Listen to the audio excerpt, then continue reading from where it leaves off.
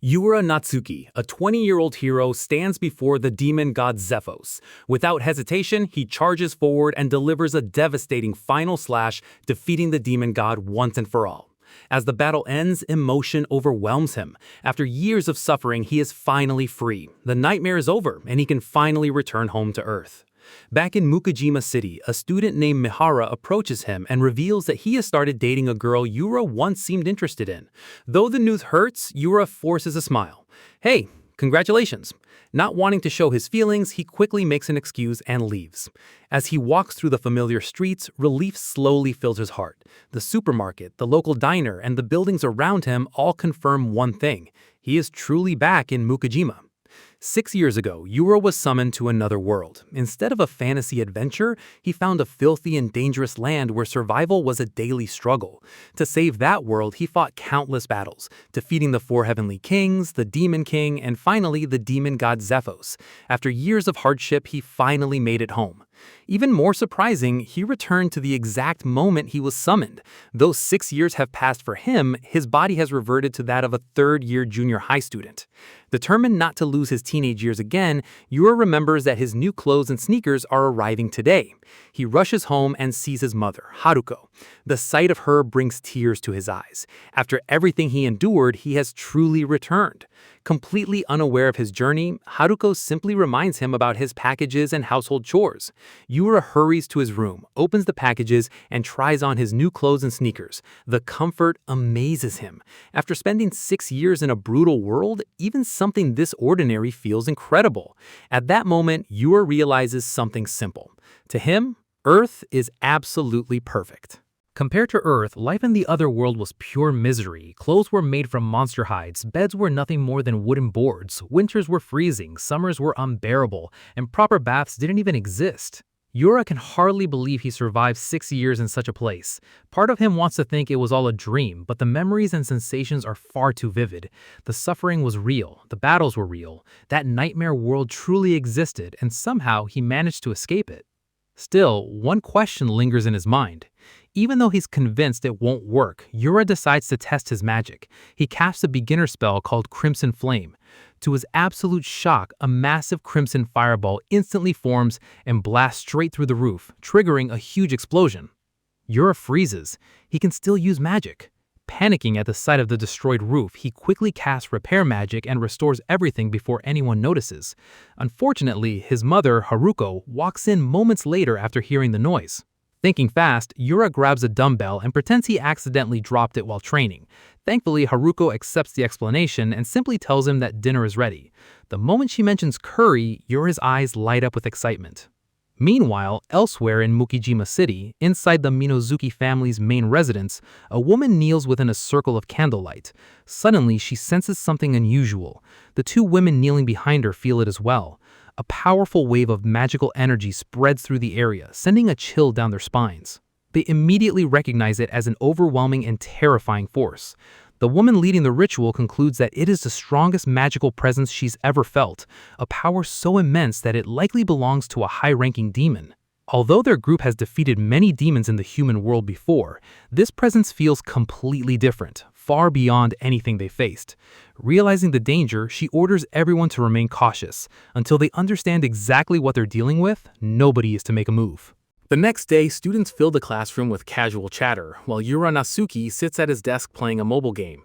He can't help but smile at how fun it is. After spending 6 years fighting real monsters, he much prefers battling them in a game. Real combat meant exhaustion, injuries, and the constant smell of blood. Compared to that, this peaceful school life feels almost unreal. For the first time in years, Yura realizes how precious an ordinary life truly is. Determined to enjoy his youth, he even starts thinking about getting a girlfriend. As the class talks, one student mentions that Yudo has started dating someone, and that the girl is supposedly Sakurai No from Class F. The news quickly spreads through the classroom, shocking many of the girls. Since Yudo is Yudo's childhood friend, a classmate assumes he knows the details. However, Yura has little interest in the gossip. Before long, a female student approaches him and says she needs to speak with him about something important. The 2 move to a quieter location, and Yura begins wondering what she wants. For a moment, he even imagines that it might be a confession. Instead, the girl explains that she recently mistook a student for a monster. The comment leaves Yura completely confused. She then reveals that she belongs to the Minazuki division and is actually one of his classmates. Yura finally remembers the recent class shuffle and admits that he still hasn't learned everyone's names. As he waits for her explanation, the girl suddenly draws her sword and attacks. Yura effortlessly dodges the strike. Seeing his reaction, she remarks that the rumors about his abilities were true. While Yura struggles to understand what is happening, the girl finally explains herself. She reveals that the Minazuki family is a long line of spiritualists. For generations, they have secretly protected the world by fighting evil spirits, yokai, and demons. As a member of that family, she cannot ignore someone who possesses a dangerous amount of power. Fixing her gaze at Yura, she declares that a person with strength like his is too great a threat to leave unchecked. Therefore, she believes it is her duty to eliminate him. Yura is completely caught off guard by her declaration and immediately tries to leave. In his mind, it doesn't matter how cute she is, someone this crazy is impossible to deal with. The female student quickly activates a spell, causing several undead creatures to appear around her. They rush forward and latch tightly onto Yura's leg, preventing him from escaping. She calmly explains that she placed a powerful curse seal on him during her earlier attack. According to her, the curse is so strong that ordinary spiritual power cannot break it. Telling Yura to accept his fate, she charges forward and slashes at him with her sword. The impact sends Yura flying across the room and crashing hard into a wall. Watching him fall, she confidently declares that defeating him is far too easy. In her eyes, even high-level opponents are no match for her strength. But as she prepares to finish the battle, she suddenly freezes. Yura is standing again. Not only is he unharmed, but there isn't a single scratch on his body. Her eyes widen in disbelief. Meanwhile, Yura begins laughing as if the entire situation is a joke. After barely escaping the nightmare of another world, he finds it ridiculous that spiritualists are now causing him trouble the moment he returns home. As a powerful aura erupts from his body, the undead creatures clinging to his leg instantly burn away and disappear. The sight leaves the girl even more shocked. Yura's smile slowly fades, replaced by an expression of pure irritation. He declares that anyone who tries to ruin the peaceful life he finally earned will be crushed without mercy. Hearing those words, the girl becomes even more determined. Convinced that Yura is a dangerous demon, she decides to fight with her full strength. She throws aside the ordinary sword she had been using and draws the sacred blade passed down through her clan. Its name is Tsuyu Harai. Yura studies the weapon with interest. Rather than retreating, he decides to test it himself. After all, he wants to see just how strong the spiritualists of this world really are. The two face each other once again. The girl carefully studies Yura's stance and reluctantly admits that his swordsmanship is far from ordinary. In response, Yura calmly thinks that compared to the Demon King and the Demon God he defeated in the other world, her strength is insignificant. Those words leave her stunned. In that brief moment of distraction, Yura moves. With overwhelming speed, he closes the distance and delivers a powerful slash. The attack sends her crashing to the ground. The instant Yura realizes how badly he hurt her, panic sets in.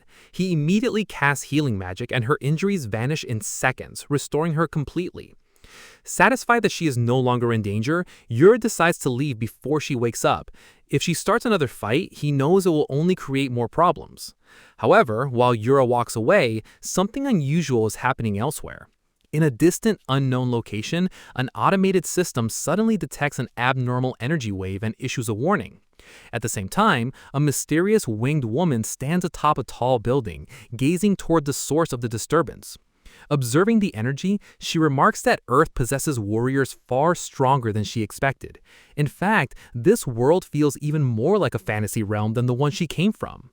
Meanwhile, Yura can't stop thinking about the encounter with the Minazuki girl. After their battle, she never returns to class, which leaves him feeling uneasy. Her wounds should have been healed completely, yet there is still no sign of her. The more he thinks about it, the more frustrated he becomes. After finally returning home and hoping for a peaceful life, why did he have to run into a spiritualist? Lost in thought, Yura continues walking down the road. Suddenly, a group of people steps in front of him and blocks his path. Yura attempts to walk past them, but they immediately stop him. Then they issue a warning. If he refuses to cooperate, they are authorized to open fire.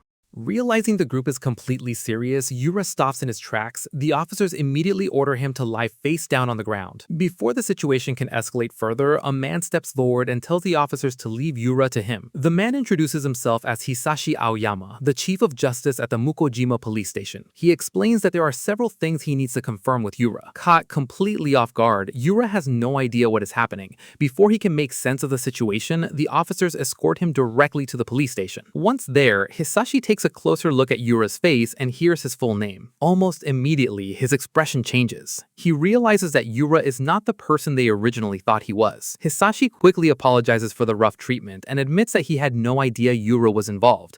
He also comments on how much Yura has grown over the years. At that moment, Yura finally remembers where he knows the man from. Hisashi is an old acquaintance of his mother. When Yura was younger, he often saw him as a friendly, uncle-like figure who occasionally visited their home.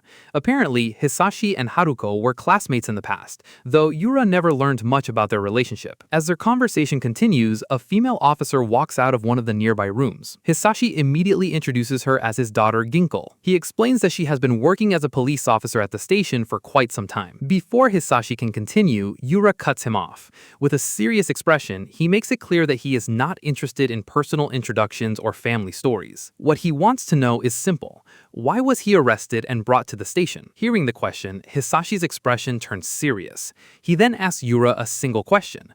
Does he know anything about spiritualists? The moment those words leave his mouth, Yura's expression stiffens and the room falls silent. Although Yura refuses to answer, Hisashi can easily read the reaction on his face. It is obvious that Yura knows about spiritualists. Hisashi then explains that spiritualists have existed in their world for countless generations. Over time, they became organized under a government-approved institute responsible for eliminating demons and dealing with humans who misuse spiritual powers. While ordinary citizens know little about these matters, the police have long been aware of demons and spirit users. Hisashi adds that the Special Disaster Division is sometimes involved in investigations and arrests whenever supernatural threats appear. Not long ago, the police received an anonymous report claiming that a powerful demon had suddenly emerged. As part of their investigation, they gathered evidence, including a photograph taken during the previous day's incident.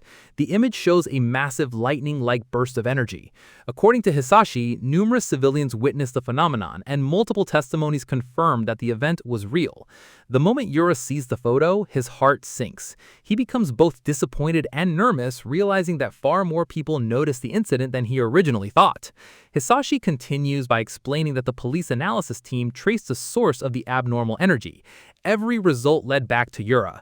Because of that evidence, the authorities concluded that he was directly connected to the incident. Hisashi then reveals the police's official assessment. Based on the information they gathered, Yura has been classified as either an extremely dangerous demon or a human who has awakened an abnormal and potentially destructive spiritual ability.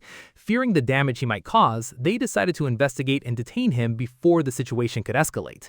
After hearing the entire explanation and seeing the evidence for himself, Yura realizes there's no point hiding the truth any longer. If he wants to clear his name, he must reveal the real source of the overwhelming aura. With that in mind, Yura decides to show Hisashi the weapon responsible for the energy surge. To prove his story, Yura pulls out his sword and places it on the table. The weapon is an enchanted blade known as the Chaos Edge, a trophy he obtained after defeating one of the 4 demon lords. The moment Hisashi and Ginko lay eyes on the sword, both of them freeze. A chilling aura radiates from the blade, sending an instinctive sense of fear through their bodies. Despite their reaction, Yura calmly begins explaining everything. He reveals that he was summoned to another world immediately after school one day. There, he was chosen as a hero and forced to fight demons, gods, and countless powerful enemies. Through years of battle, he acquired the incredible abilities he possesses today. That is why he can use powers far beyond those of ordinary humans. Yura also makes one thing clear. He is not a spiritualist. Everything he has came from another world. Unfortunately, Hisashi finds the story impossible to believe. To him, it sounds like an elaborate excuse created to avoid responsibility. Even after seeing the Chaos Edge and hearing the full explanation, he remains unconvinced. Ginkgo, however, reacts completely differently. Rather than feeling intimidated, she becomes fascinated by the sword. The more she looks at it, the more she admires its beauty and power. Before her father can stop her, she reaches out and grabs the Chaos Edge from Yura. Almost immediately, she starts talking to the sword as if it were a living partner. She even begins thinking of nicknames for it, treating the weapon like a precious treasure. Watching her behavior leaves everyone else speechless. Eventually, Hisashi steers the conversation back to the main issue. He warns Yuta to stay out of trouble from now on. If another large-scale incident occurs, or if Yuta attracts too much attention, there may come a point where the police can no longer help him. Understanding the seriousness of the warning, Yuta agrees to keep a low profile and avoid causing any more disturbances. Yura assures Hisashi that he has no desire to fight anymore. After everything he endured in the other world, all he wants now is a normal life. He plans to spend his days watching movies, playing games, and enjoying the peaceful lifestyle he worked so hard to regain. Satisfied with his answer, Hisashi allows him to leave the station. Before departing, Yura asks one final question. He wonders whether Hisashi himself is a spirit user. Hisashi simply shakes his head and explains that he is not. According to him, he is just an ordinary citizen with no special powers. Meanwhile, at the Minazuki family's main residence, Miyako, the girl who previously attacked Yura, is being scolded by her mother. Her mother harshly reprimands her for starting a fight despite being ordered to observe and gather information. Lowering her head, Miyako apologizes and desperately asks for another chance to confront Yura. However, her request is rejected immediately.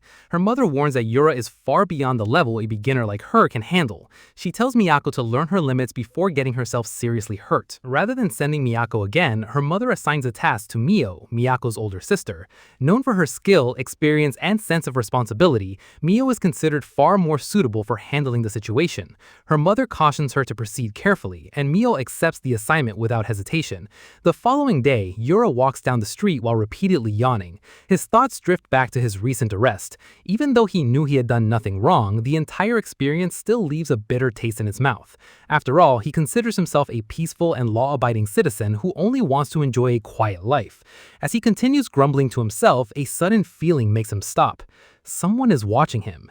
Yura immediately turns around, trying to locate the source of the presence, but before he can identify who it is, an arrow suddenly shoots toward him at incredible speed.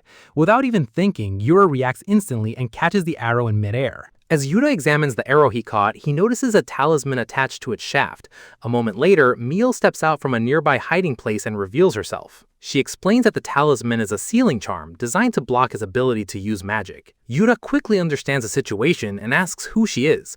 Mio introduces herself as Miyako's older sister, immediately making her intentions clear. Realizing another confrontation is about to begin, Yura considers ending the fight as quickly as possible. However, he suddenly remembers the promise he made to Hisashi to stay out of trouble and avoid unnecessary conflicts.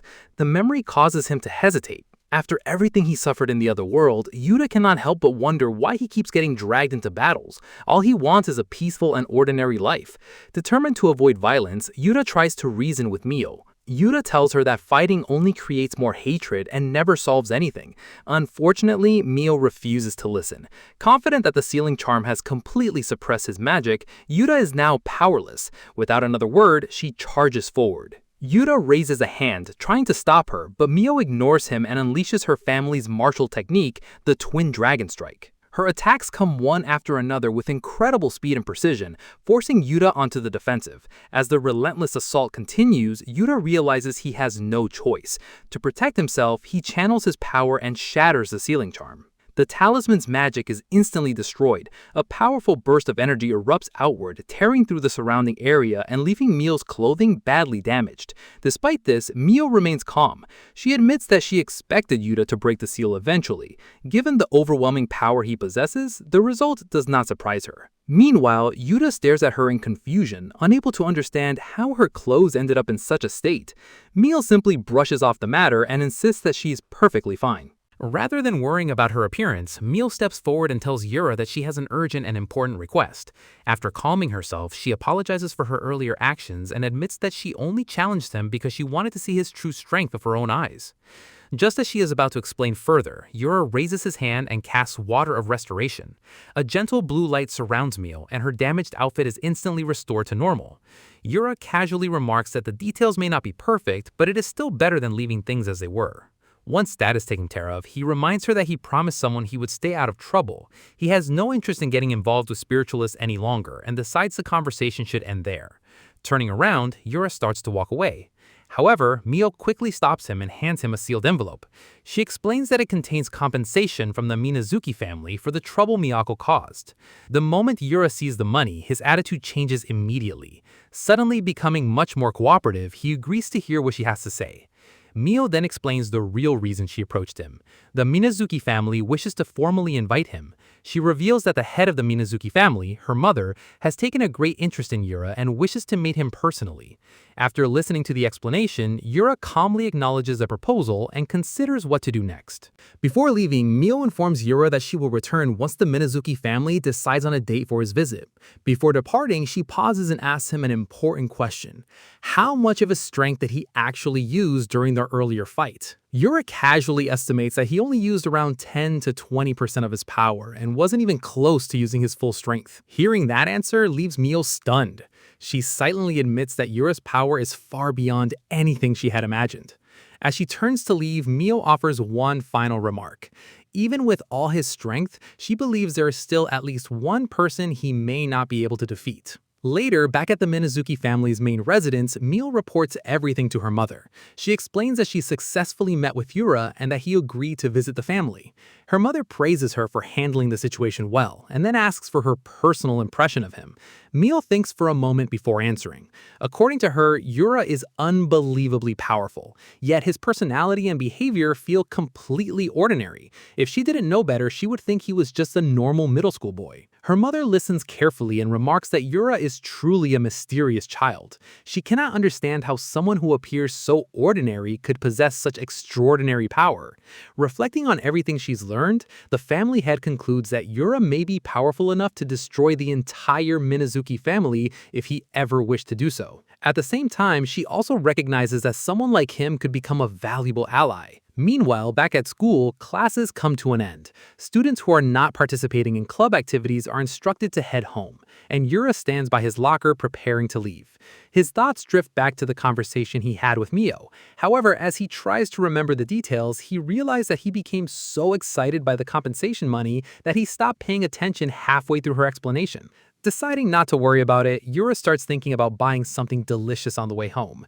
Before he can leave, his thoughts are interrupted when his childhood friend Yuto suddenly calls out to him. Yuto suddenly apologizes to Yura, admitting that he completely messed up when it came to Noah. He knows Yura once had feelings for her, but while trying to get closer to her himself, things unexpectedly progress into a relationship. Feeling guilty, Yuto reflects on their long friendship. He remembers meeting Yura back in kindergarten when Yura shared his crayons after he forgot his own. Since then, Yuto feels that he has always been taking things from him. New games, manga, a bicycle, and now even the girl Yura liked. With a serious expression, Yuto admits that he truly regrets what happened. He never intended to hurt Yura and understands why he would be angry. Hoping to make things right, he sincerely asks for forgiveness. To his surprise, Yura barely reacts. In his mind, the entire situation feels insignificant. He calmly tells Yuto that it is fine and admits that he hardly even remembers those incidents anymore. Yuto is left speechless. He insists that Yura does not need to act tough and points out that the old Yura would have already broken down in tears and run away after such a betrayal. Hearing that, Yura pauses for a moment. He wonders if he was really like that before being summoned to the other world because he can barely remember. After all, compared to what he experienced there, this situation feels insignificant. In that harsh world, betrayal was an everyday occurrence. People lied, stole, manipulated one another, and fought for power. Some of the very allies who once fought beside him eventually joined the Demon King's army and tried to kill him. Compared to those experiences, a school romance feels almost peaceful. As their conversation comes to an end, Yuto extends his hand in friendship, hoping to reconcile. Yura accepts the gesture, but the moment their hands touch, he senses something strange. A faint surge of mana flows from Yuto's body. Yura's expression immediately changes. Until now, he believed he was the only person on Earth possessing supernatural power. This brief contact proves otherwise. The presence of spiritual energy shocks him and confirms that there are others in this world with abilities far beyond those of ordinary humans.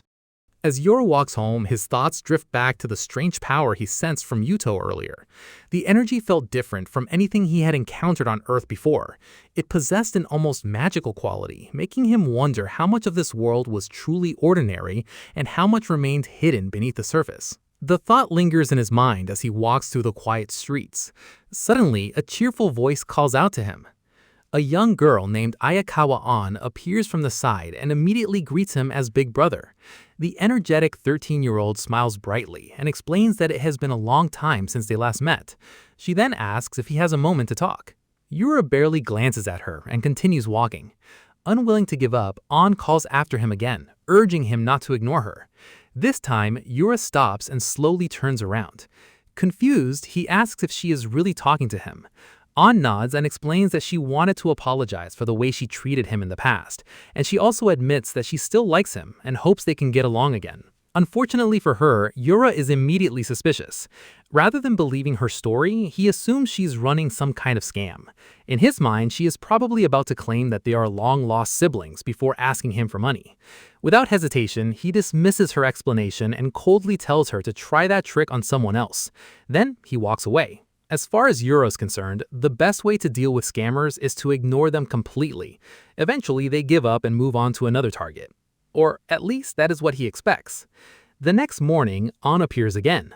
This time, she approaches him at school with the same bright smile as before. Lightly scolding him, she complains that he is late and claims that she has been waiting for him for nearly 20 minutes. The sight of her leaves Yura wondering why she is still following him. An refuses to give up on reconnecting with Yura. At school, she even reaches up and fixes his messy hair, acting as though they have always been close. Yura barely reacts, but his patience is starting to wear thin. Later that afternoon, An surprises him with a homemade lunch. She insists that living on sweetbread alone is unhealthy and that he needs proper nutrition. Determined to help, she carefully prepares several of his favorite foods and happily presents them to him. Even after classes end, her efforts continue. When she rushes to Yura's classroom, she discovers that he has already left. Rather than giving up, she immediately heads after him, determined not to let him go home without noticing her. Meanwhile, Yura is becoming increasingly suspicious. As he walks down the road, he starts wondering if An is actually after the money he recently received from Mio. The thought irritates him. He had already decided to spend that money on a new bicycle, and there is no chance he's handing it over to anyone else. That night, around 11:30 p.m., Yura is fast asleep in his room. Suddenly, he senses movement. His eyes snap open and he's shocked to find An standing inside his room. Startled, Yura immediately demands an explanation. Why has she been following him since yesterday? And more importantly, how did she get into his house? Suspicious, he asks if she's some kind of burglar. An quickly denies the accusation. She explains that she entered using a spare key and tells him to stop pretending that he doesn't remember her. According to An, they once lived together, so it was only natural for her to have had a key to the house. To prove her story, she pulls out an old photograph. The picture shows the two of them as children standing together alongside their parents. As Yura studies the photo, forgotten memories begin to return. He slowly remembers that his father and An's mother had remarried in the past, causing their families to live together for a period of time. An then continues explaining her side of the story, revealing that she has always cared deeply about him and never forgot the time they spent together. Although they were never related by blood, Yura and Ayakawa An grew up together like real siblings and shared a close bond. An then reveals what changed everything. According to her, the moment she met Yuto, she became completely obsessed with him. She could hardly think about anyone else. Yura remembers that period well. To him, An's sudden fixation became more of a burden than anything else. The situation eventually grew so troublesome that their parents decided separating the families was the best solution, leading to their divorce. Even now, An blames Yuto for everything that happened. As if on cue, Yuto suddenly appears nearby, claiming that he was simply heading to a convenience store. The moment he notices Yura and An together, he immediately suspects they are talking about him. An quickly steps in front of Yura and warns Yuto not to come any closer. She accuses him of destroying her family and insists that everything that happened was his fault. Yura's expression darkens. Without hesitation, he grabs Yura by the collar and accuses him of manipulating An behind the scenes. In his eyes, Yura must have filled her head with lies in an attempt to turn her against him. Yura immediately denies the accusation and insists that he did nothing of the sort. Seeing the situation escalate, An steps forward protectively. She warns Yuto to back off, declaring that if he hurts her brother, she will never forgive him. However, Yuto ignores her warning. Instead, he insists that Yura is simply jealous. Throughout the argument, Yura remains unusually calm. Rather than focusing on the accusations, he finds himself wondering why Yuto is even out this late at night. Then, a realization suddenly strikes him. The strange mana he sensed earlier begins to make sense. Yura's power appears to be a type of charm magic, a supernatural ability capable of influencing the thoughts and actions of those around him. As Yura analyzes the situation, he recalls a similar power from the other world. One of the four heavenly kings possessed an ability much like this. That individual had used charm magic to dominate an entire kingdom, bending the king, his ministers, and countless citizens to his will. As Yura thinks things through, he finally begins to understand what is happening. An's obsession with Yuto may not be entirely natural. A portion of it appears to be the result of Yuto's charm ability. However, Yura also notices that the effect seems weaker than before. Perhaps the spell has started breaking down now that Yuto has a girlfriend. Before he can think any further, Yuto suddenly loses his temper and throws a punch at Yura. He angrily shouts that he has always treated Yura kindly because they were childhood friends. That is the final straw. Yura's patience snaps. Reacting instantly, he delivers a swift kick that drops Yuto to the ground in pain. While Yuto is doubled over, Yura takes the opportunity to step away from the situation. He then turns to An and casually tells her to deal with Yuto while he sorts out his own thoughts. As he walks away, Yura reflects on all the strange people he has encountered since returning home. First came the spiritualist sisters, then a boy capable of using powerful charm magic. The more he thinks about it, the more he realizes that Earth is far less ordinary than he once believed. Trouble seems to find him no matter where he goes. Because of that, Yura makes a firm decision. No matter what happens, he will protect the peaceful life he fought so hard to regain. Yet despite that determination, a feeling of unease remains. Deep down, Yura knows that new problems are already beginning to emerge. Meanwhile, in Mukejima Island's busy shopping district, Yura sits on a bench enjoying a hamburger. The moment he takes a bite, his eyes light up. To him, the person who invented hamburgers must be an absolute genius. Every bite fills him with satisfaction, and he eats with such enthusiasm that nearby pedestrians cannot help staring at him in confusion. As he enjoys the meal, his thoughts drift back to the other world. Compared to Earth food, the meals there were bland, unpleasant, and sometimes barely edible. After surviving 6 years of that, even a simple hamburger feels like a luxury beyond imagination. The contrast reminds Yura just how much he missed the simple pleasures of Earth. After finishing his hamburger, he spends some time wandering through the busy streets, enjoying the freedom of having a day off. The warm afternoon sun, the lively atmosphere, and the ordinary sights around him all make him appreciate the peaceful life he finally regained. For once, everything feels normal. Then the atmosphere suddenly changes. A strange pressure fills the air and the space around him begins to distort. Yura immediately senses that something is wrong. The presence approaching him feels completely different from anything he has encountered before. Suddenly, a voice echoes directly inside his mind. The mysterious speaker formally greets him and refers to him as a life form of Earth. Startled, Yura quickly looks around. What appears before him is clearly not human. The being calmly introduces itself as an alien from a distant planet. Yura's first instinct is to run. He had already accepted the existence of other worlds, demons, and spiritual powers, but aliens are a completely different matter. This is one absurd development too many. However, he soon discovers that escape is impossible. An invisible barrier surrounds the area, sealing everything inside. The alien explains that they are currently inside a separate dimensional space, a special realm isolated from the outside world. Realizing he is trapped, Yura immediately begins gathering magical power. If the alien wants a fight, he is prepared to break through the barrier by force. Before he can act, however, the alien raises a hand and quickly stops him. According to the alien, there is no intention to fight. Instead, he simply wishes to ask Yura for a favor. Although still wary, Yura hesitates and decides to listen. Then the alien reveals someone standing beside him. It is his fiancée, Nancy. The alien explains that he and Nancy have been connected since childhood and recently became engaged. Wanting to spend some peaceful time together before their wedding, they travel to Earth for a special pre-marriage trip. Unfortunately, their visit ended in disaster. According to Jack, Nancy was suddenly captured by a group of humans living in the city. Among them was an individual possessing mysterious powers. Jack himself only managed to escape because a passerby intervened at the right moment.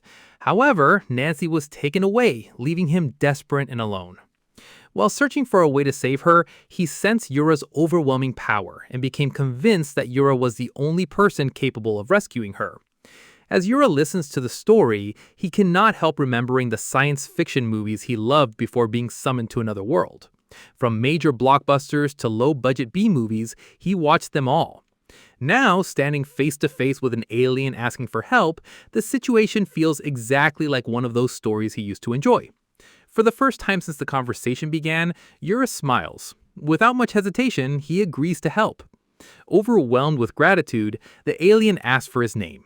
After Yura introduces himself, the alien proudly responds with his full name: Jack Landock Jasper Williamson Chamber Hanamaki. Yura stares at him for a moment before bluntly commenting that the name is way too long. Sometime later, high above Mukujima City, Yura flies through the sky on his bicycle. The wind rushes past as the city stretches out below them. Meanwhile, Jack sits awkwardly in the front basket, holding on for dear life. Impressed, Jack comments on Yura's ability to fly. At the same time, he complains that traveling in the basket is cramped and incredibly uncomfortable.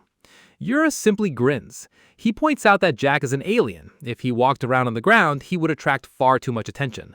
Besides, Yura jokingly adds that aliens ride bicycles, they always sit in the front basket. Jack can only sigh at the ridiculous logic. After a brief silence, he turns toward Yura and asks an important question. Does Yura actually know where Nancy is being held? Yura confidently nods when Jack asks if he knows where Nancy is. Jack explains that he has been tracking a faint signal emitted by a device hidden inside Nancy's body. Following the signal led them to an old, isolated facility located roughly 7 kilometers away. Inside the building, Nancy is restrained on a bed while the president of the Unidentified Creature Research Society, Hiroshi Mirai, stares at her with satisfaction. At long last, he believes they have found proof of real extraterrestrial life. One of his subordinates excitedly comments about how much money they could make from the discovery. However, Hiroshi immediately corrects him. According to him, wealth is not their objective. Their true goal is research. He proudly declares that they will study Nancy's biology from top to bottom and carve their names into scientific history. Unfortunately for them, their speech is cut short. Without warning, Yura bursts straight through the wall on his bicycle. The impact sends Hiroshi flying across the room and crashing into the opposite wall. Yura quickly notices that his bicycle has been damaged in the collision, but there is no time to worry about that now. Several guards immediately rush toward him. Yura responds on instinct. He drives an elbow into one man's stomach, sending him crashing backward, then flicks a small pebble at another who tries to flee. Furious, Yura demands to know why they kidnapped an innocent alien. He loudly declares that as a lifelong science fiction fan, he will never forgive anyone who ruins a potential friendship with extraterrestrials. Within moments, the remaining security personnel are defeated, clearing a path for Jack.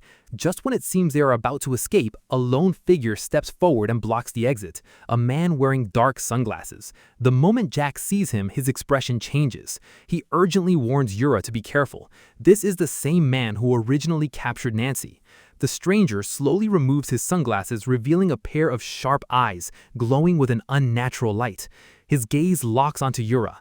Without saying a word, he activates a spell known as paralysis chaining. Instantly, invisible chains surge toward Yura, attempting to bind his body and rob him of all movement. Yura immediately realizes that the man is a psychic. The ability he used is designed to paralyze anyone who meets his gaze, freezing them in place and leaving them completely helpless. The psychic smirks confidently. He admits that he is considered a rogue and an outcast among other psychics, but he does not care. As long as the payment is good enough, he is willing to do anything. Crime, kidnapping, even capturing aliens. None of it bothers him. Certain that victory is already his, he declares that neither Yura nor the aliens will be leaving alive. Yura, however, remains completely calm. Without the slightest hint of panic, he channels his magical power. In the next instant, the invisible chains shatter. The paralysis spell collapses, dissolving into nothingness. The psychic stumbles backward in disbelief. Before he can react, Yura turns toward Jack and Nancy. He orders them to leave immediately and promises that he will catch up afterward. Enraged, the psychic rushes forward in an attempt to stop them. Yura responds with a single punch. The blow lands squarely on the man's face and launches him across the room into a wall. As the psychic collapses, Yura furiously declares that he will never forgive him. Not only did the man terrorize Nancy through her kidnapping, but he also damaged his mother's bicycle. And that offense is still fresh in Yura's mind. Desperate, the psychic tries to justify himself. He claims that aliens are descendants of gods, and that the divine realm spoken of in ancient legends is actually outer space. According to him, studying beings like Nancy could provide humanity with proof of the existence of gods. Yura is completely unimpressed. He has already stopped listening. Suddenly, a massive surge of energy erupts through the facility. The shockwave tears through multiple walls and sends debris flying in every direction. A moment later, a winged woman descends gracefully from above. Her presence radiates overwhelming power. Looking down at Yura, she comments with obvious disappointment. She had expected someone far stronger. Instead, she claims that Yura has failed to meet her expectations. Every word drips with confidence. Without hesitation, she boldly declares herself the strongest. Meanwhile, Yura glances down at the unconscious psychic lying at his feet. Then he notices the torn remains of his brand new clothes. Rather than focusing on the intimidating newcomer, Yura sighs in annoyance. All he can think about is the unnecessary damage to yet another outfit. The winged woman smiles faintly, clearly intrigued by the situation. With amusement in her voice, she remarks that things are finally becoming interesting, and hints that she might enjoy playing with Yura for a while. Meanwhile, Yura analyzes the attack that struck him earlier. What troubles him is not the power behind it, but the fact that it arrived so suddenly and silently that he never sensed it until it connected. Someone capable of launching an attack like that must have a reason for targeting him. Wanting answers, Yura turns toward the winged woman and asks why she's treating him like a sworn enemy. The woman coldly replies that she will explain her reasons only moments before killing him. Then she reveals her identity. Her name is Lucifer. She claims to be an angel sent from the divine realm, descending into the mortal world for a single purpose: to exterminate demons wherever they exist. Unfortunately for Yura, she has already decided that he is one of them. No matter how many times he insists otherwise, Lucifer refuses to listen. To her, the verdict has already been decided. Without warning, she launches herself forward and throws a powerful punch. Yura reacts instantly and blocks the attack. For a brief moment, Lucifer appears surprised that he managed to stop it. However, the surprise quickly fades. Believing him to be nothing more than a minor opponent, she increases the pressure and drives him backward with overwhelming force. The impact sends Yura crashing through multiple walls. Before he can recover, Lucifer follows up with a massive energy blast. The attack engulfs the area in a violent explosion, shaking the entire facility. As dust and debris fill the air, Lucifer begins laughing excitedly. Certain that victory is hers, she gazes over the destruction and wonders if she might have gone too far. Perhaps she completely erased him without leaving a trace. But moments later, her smile fades. A figure slowly emerges from the smoke. Bruised and covered in dust, Yura steps forward. Despite everything, he is still standing. Yura admits that Lucifer's speed and power are impressive. In fact, it has been a very long time since anyone managed to make him feel even the slightest pain. However, after examining the damage, he realizes that her devastating attack only left a shallow scratch on his skin. The revelation leaves Lucifer completely stunned. Yura, meanwhile, studies her more carefully. After witnessing her abilities and hearing her claim to be an angel named Lucifer, he concludes that she is clearly not human. What irritates him even more is the way she talks about humans, as though they are beneath her. At that moment, Yura abandons his earlier assumption that she might simply be another psychic. She is something far beyond that, and because of that, he decides there is no reason to continue holding back. Lucifer immediately charges forward again with terrifying speed. In the blink of an eye, she vanishes from sight and reappears directly behind him. But Yura reacts just as quickly. Without even turning around, he delivers a powerful back kick. The strike slams into Lucifer and sends her crashing violently into a nearby building. Before she can process what happened, Yura is already moving. He closes the distance instantly and drives a heavy punch into her stomach. The impact launches her skyward like a missile. She smashes through multiple floors of the building as she is sent soaring upward. As Lucifer struggles to regain control, disbelief fills her mind. She cannot understand how Yura possesses such overwhelming strength. Moments later, Yura rises into the sky after her. Watching her struggle to stabilize herself, he recalls her introduction. She called herself an angel, more specifically, Lucifer. Comparing her strength to opponents from the other world, Yura concludes that she is roughly on the level of one of the Demon King's 4 heavenly kings, and in his opinion, someone of that caliber has no business challenging him. After everything he has survived, the difference between them is simply too great. As far as Yura is concerned, Lucifer is about 50,000 years too early to stand on equal ground with him. Fury begins to consume Lucifer as she prepares to retaliate. Unfortunately for her, Yura has no intention of giving her that opportunity. Without wasting a second, Yura summons the Sword of Eternal Darkness. A massive amount of power gathers around the blade as he directs its energy toward Lucifer. Meanwhile, far below, chaos begins spreading outside the facility. A police officer rushes over to Ginkgo and urgently reports that the Special Disaster Division has detected an enormous energy surge coming from the building. According to their readings, the source can only be one of two things: a powerful demon or a human possessing extraordinary spiritual abilities. The officer admits that he is counting on Ginkgo's help. Unfortunately, Ginkgo knows the truth. The energy being released is so overwhelming that she would be completely helpless against whoever's responsible. Just hearing the explosions and feeling the shockwaves tells her that a battle far beyond ordinary spiritualists is taking place inside. Compared to that level of power, her own abilities feel insignificant. At that moment, a familiar voice suddenly calls out to them, "Jack." Both Ginkgo and the officer immediately turn toward the source. The moment Ginkgo sees him, she freezes. After all, it's not every day that an alien casually walks up and starts speaking fluent Japanese.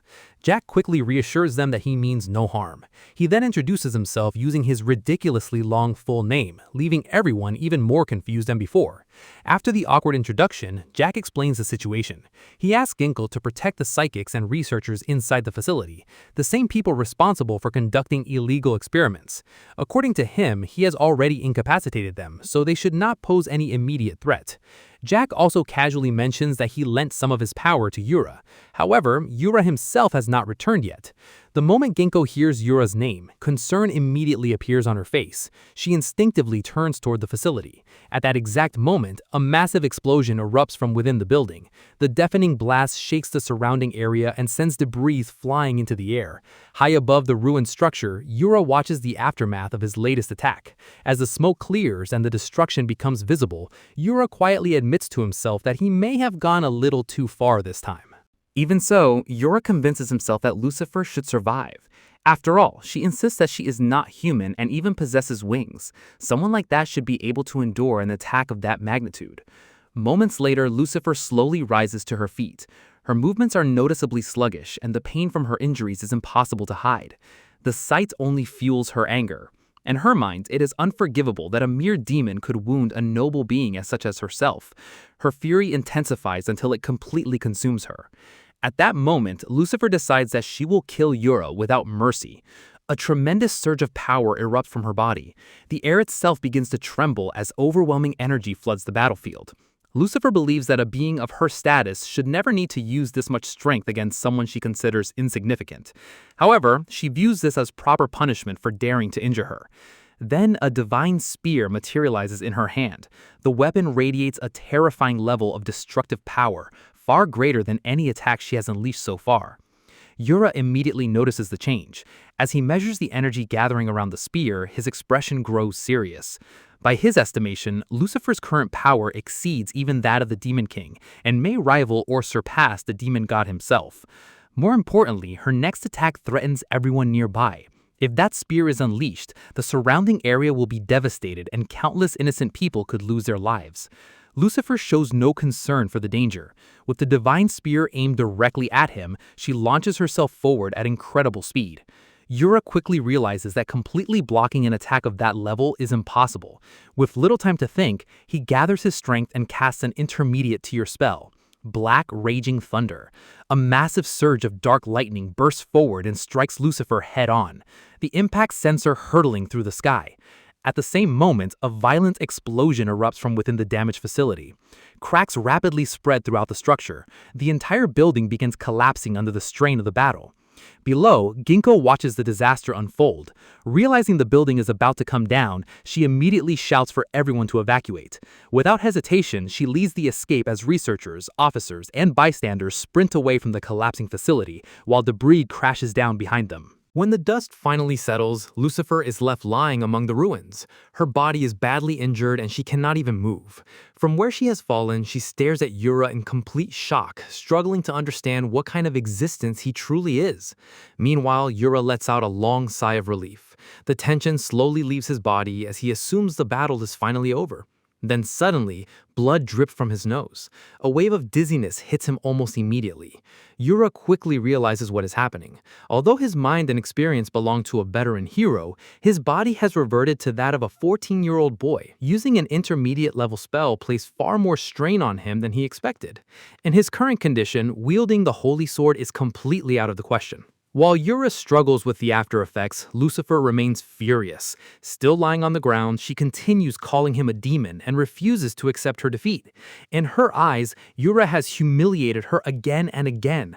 Driven by pride, she activates her complete recovery ability. A warm glow surrounds her as her wounds begin closing, allowing her to force herself back onto her feet.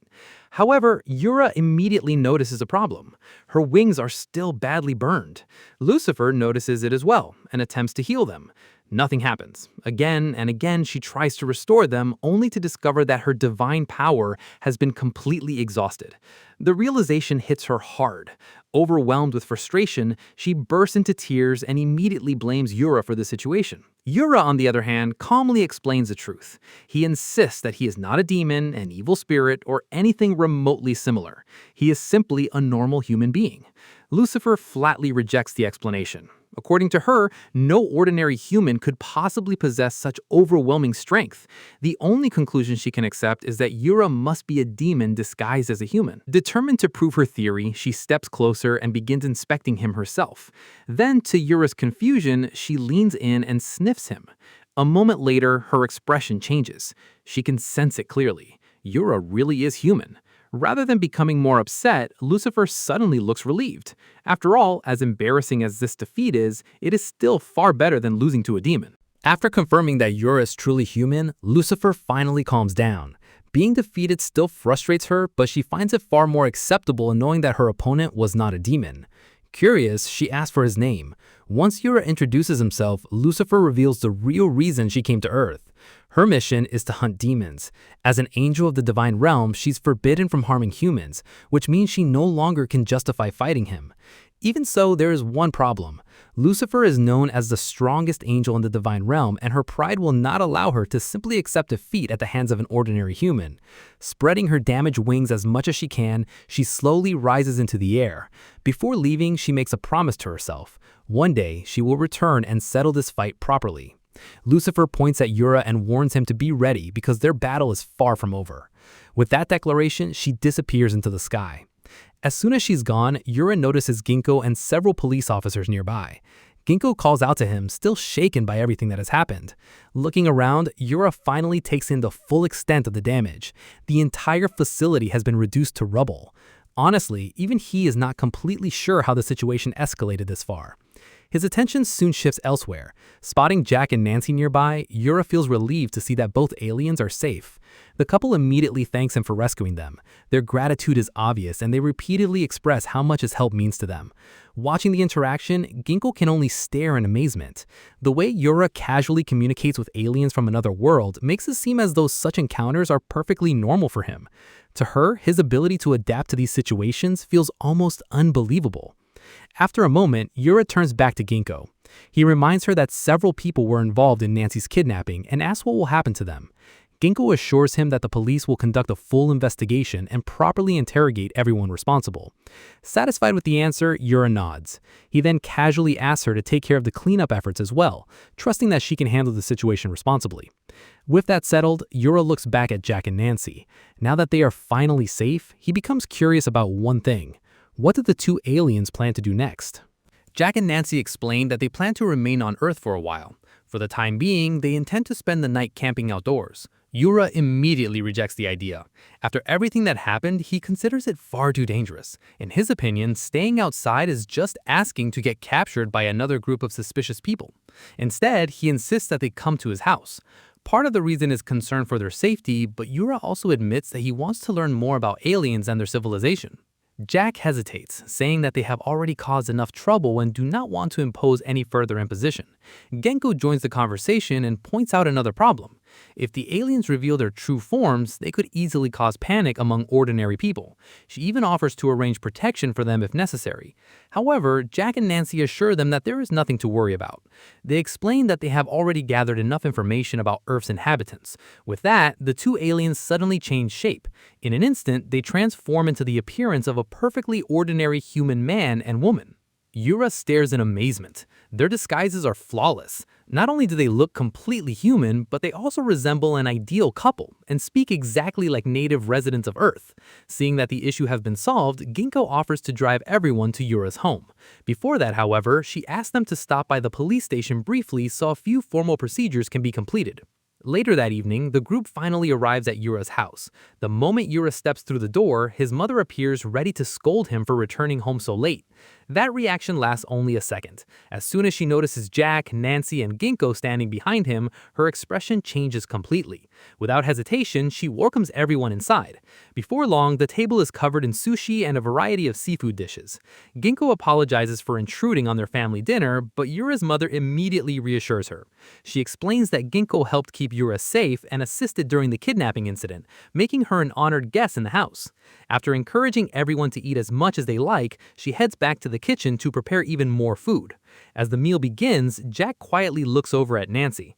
He admits that the entire experience feels almost unreal. After everything they went through, he never expected to find himself enjoying such a peaceful and welcoming atmosphere on a distant planet. For the first time since arriving on Earth, Jack truly feels that coming here was the right decision. Yura's eyes light up the moment the conversation turns to space travel. The thought of riding in a real spaceship excites him more than he can hide. Without hesitation, he tells Jack and Nancy that he would love to board their spacecraft someday and experience traveling through space for himself. The alien couple smiles warmly at the request. They assure him that they would be more than happy to take him aboard if the opportunity arises. Watching the friendly exchange, Ginkgo cannot help but shake her head in amazement. She comments on Yura's incredible ability to communicate with others. Whether they are humans, psychics, or even aliens, he seems capable of becoming friendly with them almost immediately. Looking at Jack and Nancy, she wonders aloud how Yura managed to grow so close to them in such a short amount of time. Yura simply shrugs. According to him, the answer is obvious. Jack and Nancy are genuinely kind people. Compared to them, he says, some humans are far more troublesome. After all, there were people willing to kidnap innocent aliens and use them for research. The incident leaves Yura feeling that truly decent people are rarer than they should be. He then recalls another recent headache. As if alien kidnappers were not enough, his childhood friend suddenly turned out to possess strange psychic abilities. Ginkgo immediately understands who he's talking about. Yuto. She explains that the police keep track of individuals who possess magical or spiritual powers. At the moment, Yuto's abilities are classified as low risk, so the authorities have chosen not to interfere. Yura responds with visible frustration. In his opinion, the police are being far too relaxed about the situation. Then, Ginkgo becomes noticeably more serious. Changing the subject, she warns Yura about the Minazuki family. She explains that the Minazuki clan is one of the region's most influential psychic families and has protected the area for generations. However, troubling rumors have begun spreading recently. One of her colleagues once attempted to investigate the Minazuki estate. The attempt failed almost immediately. According to the report, the aura surrounding the mansion was so oppressive and unsettling that they couldn't even approach the property. The investigator eventually returned with a disturbing conclusion. Something unusual might be happening behind the walls of the Minazuki residence. Because of that, Ginkgo strongly advises Yura to stay away from the estate and avoid becoming involved with the family under any circumstances. At that moment, Yura's mother returns from the kitchen carrying several more dishes. Noticing the serious expressions around the table, she tilts her head in confusion and wonders why the atmosphere has suddenly become so heavy. Trying to lighten the mood, she offers everyone drinks and casually suggests serving alcohol. Ginkgo immediately declines, reminding her that she still has to drive. Yura's mother simply smiles and suggests that she stay the night instead. Yura agrees, pointing out that the next day is Sunday, so there is no reason to rush home. Despite the offer, Ginkgo politely refuses. She explains that her work does not stop just because it's the weekend. Meanwhile, at the Minazuki family's main residence, the family head, Kaya, issues an order. In a calm yet commanding voice, she instructs a young man named Hiragi to personally ensure that Yura attends the meeting scheduled for the following day. Hiragi respectfully acknowledges the command without hesitation. The next morning arrives peacefully. Jack and Nancy once again thank Yura for everything he has done for them. As they prepare to leave, they promise that next time they meet, they will invite him aboard their starship. Nearby, Ginkgo mentions that she will accompany them to the station before heading off herself. Curious, she asks the alien couple where they plan to go sightseeing next. To her surprise, they casually answer that they're thinking about visiting America for the day. Ginkgo quickly informs them that they will not be able to get there by train. As the conversation continues, Yura quietly mutters that he still wishes he could ride in a UFO someday. Then he pauses and reflects on everything that has happened recently. Aliens, angels, psychics, and another world. At this point, Earth feels far more like a fantasy world than he ever expected. Just then, a luxury car pulls up beside him. The door opens and a young man steps out. Introducing himself as Hiragi, he explains that he has come on behalf of the head of the Minazuki family. His purpose is simple. He has been sent to escort Yura to the family estate. Before Yura can object, Hiragi politely invites him into the vehicle. Sometime later, the two are traveling toward the Minazuki family's main residence. During the drive, Hiragi brings up the recent incidents involving Miyako and Mio. He admits that both sisters behaved rudely toward Yura, despite being members of the family. Because of that, he is genuinely grateful that Yura still accepted the invitation. Hiragi adds that Kaya will undoubtedly be pleased to learn that Yura chose to visit the estate in person. As the limousine continues toward the Minazuki estate, Yura suddenly remembers that Miyako had said something similar when she first invited him. For a moment, he considers coming up with an excuse to leave. After all, he had planned to spend the day shopping for a new bicycle. Then he remembers the generous compensation he already receives from the Minazuki family. With that thought, abandoning the meeting becomes much harder. Glancing around the vehicle, Yura finally notices something he overlooked earlier. This is not an ordinary car. It is a limousine. Seeing his reaction, Hiragi politely informs him that refreshments have been prepared and that he is free to help himself to any drink he likes. Since he is already in a good mood, Yura decides to enjoy the ride and play along. Before long, they arrive at the Minazuki family's main residence. The moment he steps out of the limousine, Yura is impressed. The estate looks exactly like a traditional samurai mansion. As they walk through the grounds, Yura casually asks Hiragi whether she is a psychic or perhaps the older sister of the two girls he met before. Hiragi shakes her head. She explains that although she serves as an instructor in martial arts and spiritual techniques, she is ultimately just a servant of the family. Compared to someone as powerful as Yura, she considers herself nothing more than an insignificant subordinate. A short time later, Hiragi leads him into the Minazuki family's reception hall. Several members of the household are already seated inside. Upon entering, Hiragi formally announces Yura's arrival. The woman seated at the head of the room immediately welcomes him. Introducing herself as Minazuki Kaya, the head of the Minazuki family, she states that she has been looking forward to meeting him. Yura politely thanks her for the invitation before taking the offered seat. As he looks around the room, he can't help noticing the tense atmosphere. To him, it feels less like a formal meeting and more like a family gathering where everyone is carefully watching each other's reactions. Then, to Yura's complete surprise, Kaya suddenly bows deeply. She sincerely apologizes for the actions of the Minazuki family members who caused him trouble. Not stopping there, she asks Mio and Miyako to apologize as well. The two sisters immediately lower their heads and offer heartfelt apologies. The unexpected sight completely catches Yura off guard. Embarrassed by the situation, he quickly tells them that there is no need to worry about it anymore. He admits that he struck back during their encounters as well and reminds them that he already received compensation for the trouble. As far as he's concerned, the matter has already been settled. Kaya observes Yura quietly before offering her honest impression. She remarks that despite being only a third-year middle school student and the same age as Miyako, he's surprisingly composed. In her experience, people who gain great power at a young age often become arrogant and reckless. Yura, however, appears different. According to Kaya, he seems to possess the maturity and self-awareness expected of someone entrusted with immense power. After complimenting him, she asks the question everyone in the room wants answered. How did he obtain such extraordinary strength? The question immediately puts Yura on the spot. He remembers Hisashi's warning about keeping his true abilities hidden to avoid unnecessary trouble. Not wanting to explain the whole story about another world, heroes, and demon gods, Yura quickly invents an excuse.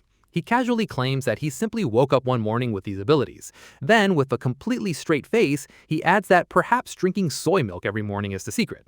The ridiculous answer earns mixed reactions. Miyako immediately loses her patience. She snaps at Yura, demanding that he stop joking around. Turning toward Miyako, she insists that Yura cannot be trusted and argues that he's dangerous. Before she can continue, Kaya sharply orders her daughter to watch her tongue. However, Miyako is not the only one who feels skeptical. An elderly woman seated among the family members suddenly speaks up. Her name is Unkai. Agreeing with Miyako, Unkai questions why the Minazuki family is treating a mere child with such caution. She explains that she's been observing Yura since he entered the room and has sensed no spiritual power from him whatsoever. To make matters worse, she views his casual attitude and frivolous answers as deeply disrespectful. Without warning, Unkai activates her spiritual power. She declares that if Yura truly proves to be a threat beyond the family's control, then it would be better to eliminate him immediately. The atmosphere instantly becomes tense. Several family members quickly tell her to stop. Even Kaya intervenes. In a firm voice, she reminds Unkai that Yura is an honored guest of the Minazuki family and that she will not tolerate such behavior. Unkai eventually backs down. Claiming that she understands her place, she ceases her hostility. However, she does not hide her opinion. According to Unkai, Yura already looks intimidated by her presence. To her, he's nothing more than a small-time boy unworthy of serious concern. She argues that Mio and Miyako lost simply because they lack experience, and that there's no reason for the family to fear him. As she speaks, several relatives begin nodding in agreement. Slowly, doubts begin spreading through the room. After all, it seems impossible that an ordinary middle school student could possess power equal to or even greater than that of a high-ranking demon. While everyone continues arguing, Yura's attention drifts elsewhere. Instead of listening, he becomes oddly fixated on the strands of hair sticking out of Unkai's nostrils. He quietly wonders why no one else seems to notice them. A moment later, Unkai changes the subject. Turning to Kaya, she brings up the matter of the family's upcoming sacrifice. She argues that Miyako possesses the talent and spiritual power needed to become the next head of the Minazuki clan. Because of that, Unkai questions why Miyako has been chosen as a sacrifice. If someone must be offered, she insists it should be Mio instead. According to Unkai, Mio is a failure with no future other than becoming a sacrifice, especially since her father's origins remain unknown. Before the argument can continue, the clan advisor, San, interrupts. He firmly tells Unkai to stop, reminding her that the decision was made by the will of the entire clan. Furthermore, the declaration came directly from Her Highness, making it impossible to oppose. Unkai refuses to back down. She openly declares that she cannot accept the decision, leading to another heated exchange between the two elders. Seeing the discussion spiraling into an argument, Kaya quietly asks Yura to accompany her somewhere else. As they walk through the estate, Kaya apologizes for the uncomfortable scene earlier. Yura simply tells her not to worry about it. Curious about what he overheard, he asks what everyone meant by the sacrifice. Kaya takes a deep breath before explaining. For generations, the Minazuki family has worshipped and borrowed power from the local water deity. The god's name is Miyoshi. Thanks to Miyoshi's blessing, the land has long been protected from disasters and has enjoyed lasting prosperity. However, that blessing comes at a terrible cost. By absorbing the pollution and impurities of the land, Miyoshi has gradually lost control of its divine power. Instead, the once benevolent deity has begun bringing calamities upon the region. Floods, droughts, plagues, and malevolent spirits have all become increasingly common. To prevent those disasters, the Minazuki family offers human sacrifices. In the past, 5 young maidens were chosen to become sacrificial priestesses. Now, Miyako has been selected as the 6th. Seeing the shock on Yura's face, Kaya quietly remarks that he probably finds such a tradition difficult to accept in the modern world. Yura tells Kaya that he does not find the tradition strange. In reality, however, he thinks the exact opposite. His mind drifts back to the other world where he once rescued a young girl who had been chosen as a sacrifice for a dragon. Ironically, the girl ended up falling in love with the dragon during her captivity and became furious with Yura for saving her. The bizarre memory quickly passes as Yura notices they have wandered deep into the forest. Confused, he asks Kaya why they came all the way out there. Kaya calmly replies that there is something she wishes to ask of him. Without another word, she draws her sword. She asks whether he would be willing to spar with her. Yura stares at her with complete confusion. A puzzled "huh" escapes his mouth before he immediately refuses. Kaya, however, does not wait for his answer. Her expression remains perfectly calm as she suddenly launches forward. With years of training behind every movement, her blade slices through the air with incredible speed and precision. This is not an attack fueled by anger. It is a test. Yura barely manages to dodge in time. Twisting his body at the last possible moment, he narrowly avoids the blade before quickly creating some distance. A cold sweat runs down his face as he quietly mutters that it was far too close. Unlike Miyako or Mio, Kaya's attacks carry genuine skill. Her speed, timing, and precision force even someone who survived 6 years in another world to react seriously. Kaya gives him no time to recover. She immediately follows with a powerful overhead slash, bringing her sword down with both hands. Yura responds on instinct, avoiding the strike by the narrowest of margins. When the exchange finally ends, the two separate and face each other once more. Kaya lands gracefully and narrows her eyes, studying Yura more carefully than before. The brief exchange has changed her impression of him. At first, she believed he possessed power that surpassed even the gods. Yet now, standing right in front of him, she cannot sense even the slightest trace of that overwhelming energy. To her spiritual senses, Yura appears to be nothing more than an ordinary middle school boy. Yura remains silent. Deep down, however, he already knows the reason. He has been suppressing his magical power the entire time, and it seems he has hidden it well enough to fool even the head of the Minazuki family. Still unconvinced, Kaya raises a talisman and calmly invokes her spiritual power. Declaring that all must obey her command, she activates the spell. Yura's response is completely emotionless. Whatever. The talisman suddenly flashes with brilliant light. An instant later, the air behind Kaya tears open as a gigantic white fox spirit emerges. Its many tails whip through the air like a raging storm, while its enormous fangs gleam like sharpened blades. The sheer pressure of its presence makes the ground tremble. It is a powerful Shikigami fox spirit. Standing calmly before the enormous beast, Kaya draws her sword without showing the slightest hint of fear. The fox spirit attacks immediately. Caught off guard, Yura barely reacts in time. He leaps onto one of its massive tails and is carried forward by its momentum. His eyes widen in surprise as he instinctively shouts in shock. Even while desperately avoiding the attack, Yura cannot help but complaining. He loudly asks how this is supposed to count as a sparring match and wonders if anyone there has ever heard of a fair one-on-one fight. Meanwhile, Kaya watches calmly from a distance as if everything happening is perfectly normal. The next instant, she joins the battle herself. While Yura is busy dealing with the fox spirit, Kaya rushes in, launching a coordinated attack alongside her Shikigami. Yura spins around just in time and catches her sword with his bare hand. The blade grinds to a complete stop between his fingers as tiny fragments scatter from the impact. Kaya's eyes widen once again. For the second time, she watches him stop her sword without using any weapon at all. As Yura lands, he quietly winces. Although he blocked the strike, the impact still hurts. His body has returned to that of a 14-year-old, and while his magic remains overwhelming, his physical body still has its limits. He may be vastly stronger than everyone around him, but he is not invincible in this form. Before he can recover, the fox spirit seizes the opportunity. The massive Shikigami opens its jaws wide and lunges toward him. Caught off guard while exchanging blows with Kaya, Yura barely has time to mutter a curse. The massive fangs snap shut around him, swallowing him whole into the darkness of the fox spirit's mouth. The scene then shifts to a peaceful white shot of the Minazuki estate. A still pond, wooden walkways, and carefully maintained stone paths create an atmosphere of perfect tranquility. Inside the residence, however, an entirely different conflict is unfolding. The clan elders have gathered, and the tension in the room continues to rise. Inside the Minazuki residence, the discussion grows increasingly heated.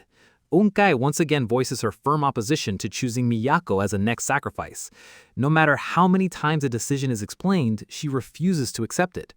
Another elder quietly admits that, deep down, many members of the clan likely feel the same way. The conversation then shifts toward Mio. One of the elders asks for her opinion. The room falls silent as every eye turns toward her. As Miyako's older sister, no one understands the meaning of this sacrifice better than she does. Mio remains calm, her expression unreadable, carrying the quiet burden of someone who has already accepted a painful reality. Just as she begins to answer, Miyako suddenly cuts her off. "Please don't interfere." She continues coldly, declaring that offering someone as worthless as Mio would only anger Lord Mizuchi. Mio instinctively reaches out to her sister, but Miyako immediately slaps her hand away. "Don't touch me." Her voice remains ice cold. "And don't get the wrong idea. I've never once thought of you as my sister." The harsh words leave the room speechless. A moment later, Miyako changes the subject and asks where their mother has gone. One of the family members explains that Gaia left earlier with Yura because she wanted to speak with him privately. Mio's expression darkens. She quietly mutters that no matter how strong he may be, Yura is still only... Before she can finish, Miyako interrupts once again. She declares that their mother has placed far too much faith in that man. Her blunt remark shocks everyone present. The clan elders exchange uneasy looks, unable to hide their disbelief. Then, without warning, an enormous wave of spiritual energy erupts from outside. The entire mansion trembles as the overwhelming pressure shakes the atmosphere, instantly drawing everyone's attention. Outside, in the bamboo forest, Kaya calmly observes the aftermath of the attack. "Just as I expected," she murmurs. Then a trace of doubt crosses her face. Or was I mistaken? Seemingly satisfied, she turns toward the giant fox spirit. "Well done, you may return now." The fox spirit remains perfectly still.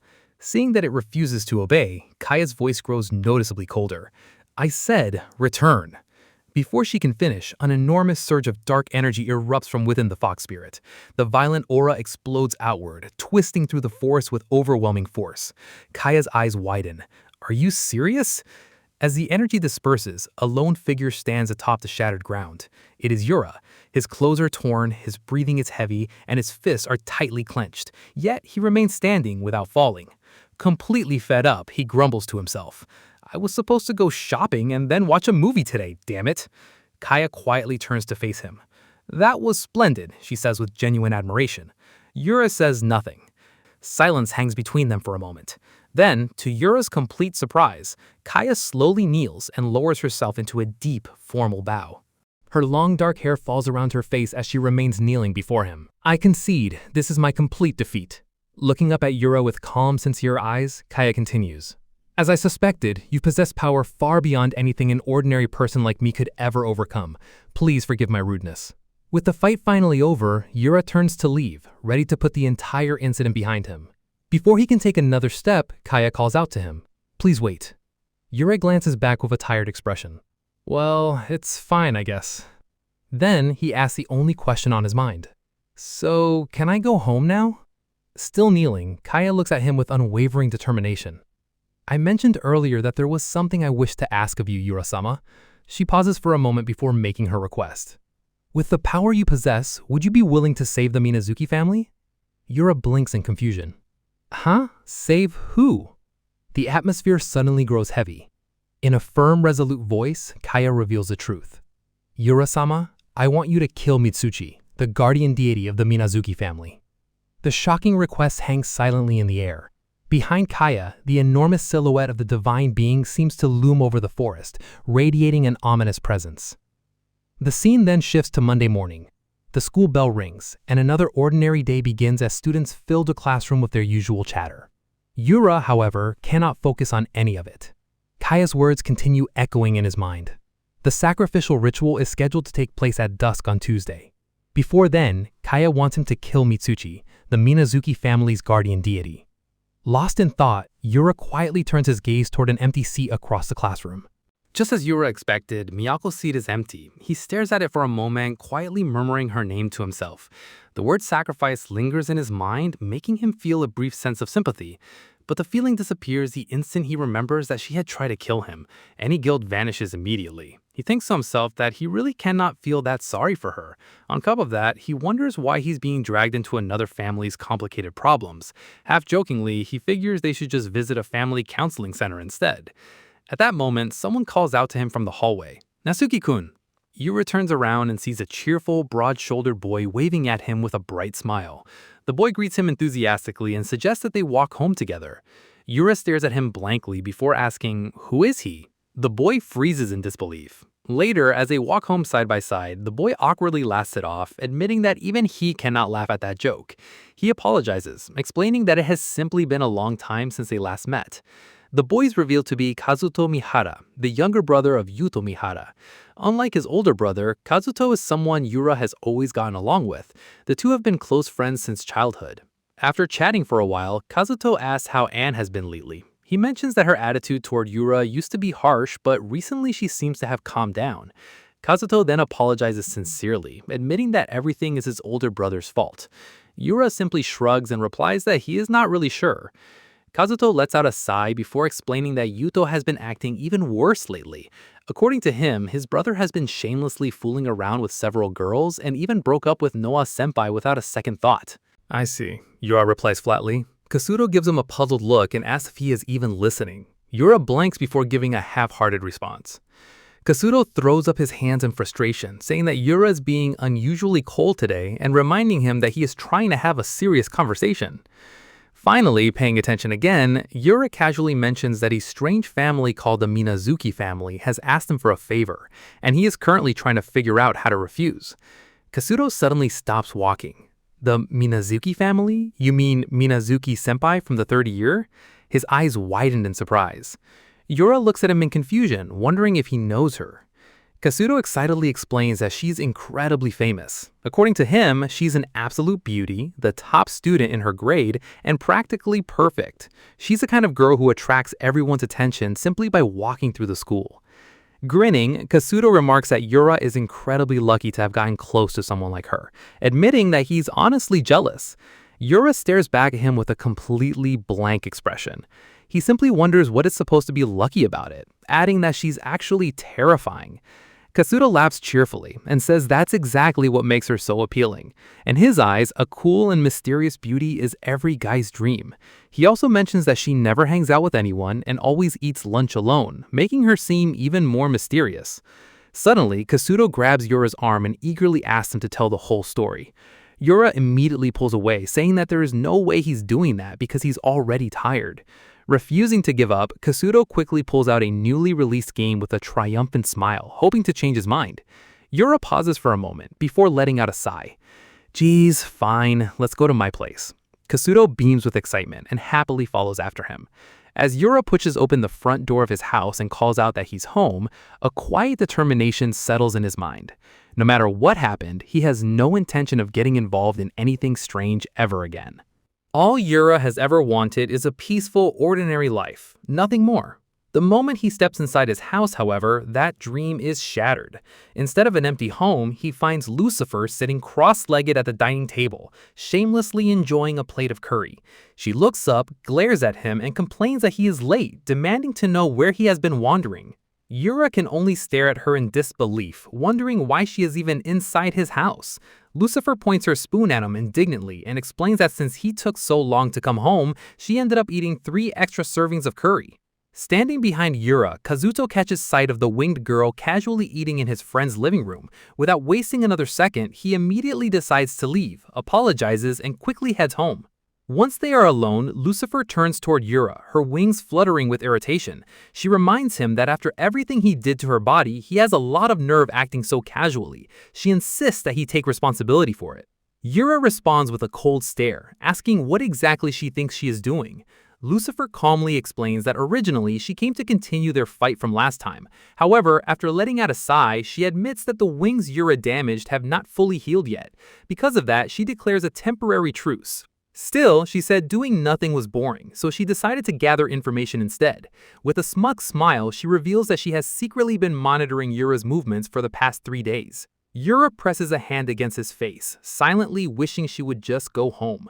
Lucifer then cheerfully mentions that his mother has gone shopping and that tonight's dinner will be ginger pork. It quickly becomes clear what happened. After sneaking into the house, Lucifer unexpectedly ran into Yura's mother. Rather than questioning the winged stranger, Haruko simply welcomed her inside, served her curry, and even asked if she was one of Yura's friends. As Yura changes out of his school uniform, Lucifer watches him from across the room. After a moment, her expression turns serious. She suddenly asks if he is involved with the Minazuki family. Yura pauses and asks how she knows about that. With a smug grin, Lucifer tells him not to underestimate her information-gathering skills. She then casually guesses that the Minazuki family probably asked him to kill their guardian deity. Her tone quickly becomes more serious. When she first arrived on Earth, she explains there was one other being that caught her attention besides Yura. The atmosphere instantly grows heavy as the overwhelming presence of Mizuchi fills her mind. The ancient guardian radiates an immense divine aura, powerful enough to make even Lucifer wary. She explains that the being known as Mizuchi is incredibly powerful. If it ever lost control, it possesses enough strength to wipe the entire city off the map.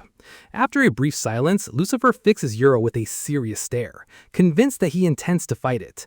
Without the slightest hesitation, however, Yura calmly refuses. He simply says that he has no intention of doing it because it sounds like too much trouble. Lucifer freezes in disbelief before rushing toward him in frustration. She grabs hold of him and demands to know why he refuses to fight such a dangerous monster. Dramatically shaking him, she insists that she wants to witness a battle to the death, and complains that he is no fun at all. Yura glances at her from the corner of his eye and quietly admits that he never actually sensed anything particularly dangerous from Mizuchi. Annoyed by her constant pestering, he tells her that she is incredibly irritating. Lucifer immediately fires back, calling him an idiot. She explains that although Mizuchi may be somewhat wild, it is still a genuine god. If Yura refuses to fight it, then she sarcastically tells him that he should challenge it himself. Then a mischievous grin spreads across her face as she comes up with a new plan. She declares that if she defeats Yura after he defeats Mizuchi, then she will become the strongest. In her mind, it is the perfect outcome. Yura stares at her with a blank expression and reminds her once again that he is not a demon. Letting out a sigh, he tells her that he understands what she's saying, but he still refuses. As far as he's concerned, problems like this should be resolved by the people directly involved. But if that is the case, then it cannot be helped. Lucifer suddenly grins again, a dangerous gleam in her eyes. She announces that she has another way to convince him. Without warning, she shoves a laptop right in front of Yura's face. His eyes immediately widen in horror. He instantly recognizes it as his own laptop. Laughing triumphantly, Lucifer proudly declares that she thoroughly investigated his weaknesses and reminds him never to underestimate her. The laptop screen lights up, revealing numerous folders. One folder in particular makes Yura freeze on the spot. Its name is simply Naughty Stuff. Lucifer's smile becomes absolutely devilish. She sweetly threatens to show everything to his mother first before uploading it all to the internet for the entire world to see. Yura's face immediately turns pale. Holding the laptop like the ultimate weapon, Lucifer tells him that if he wants those files secret, then he has no choice but to fight. Grinding his teeth, Yura mutters that she is a complete devil. Lucifer immediately puffs out her cheeks in protest and reminds her that she is an angel, not a devil. The scene then shifts to the quiet Minazuki family estate as the evening sky grows darker, a silent reminder that time is running out before the coming crisis. Meanwhile, alone inside her room, Miyako sits quietly beside her bed with her arms wrapped tightly around her knees. Her teeth clenched as her body trembles uncontrollably. No matter how hard she tries to calm herself, one terrifying thought keeps echoing through her mind. Soon, I'm going to die. She keeps reminding herself that this is a noble duty, the responsibility of someone born into the Minazuki family. She tells herself over and over that she has already accepted her fate. But her body refuses to listen. No matter how much she tries, she cannot stop shaking. She quietly asks herself what she is so afraid of. Her thoughts drift to Kaya, the clan elders, and her older sister Mio. She convinces herself that her sacrifice will protect the happiness of countless people. That is the very reason she was chosen. Even so, another question refuses to leave her mind. What really happens after death? Will she be reborn or simply disappear forever? Desperately, she tries to push those thoughts away. Instead, she imagines countless hands reaching out from the darkness, dragging her into an endless void where no light, warmth, or hope exists. Unable to hold back her fear any longer, she quietly whispers that she is scared. Just then, the door to her room slowly opens. Mio stands silently in the doorway with an unreadable expression. In a gentle voice, she calls out to her younger sister. Miyako slowly raises her head, her eyes red and swollen from crying. Despite her condition, she responds sharply, asking why Mio came and saying there is nothing she wants to talk about. Mio calmly steps into the room and softly tells her not to worry. Miyako's eyes widen in surprise.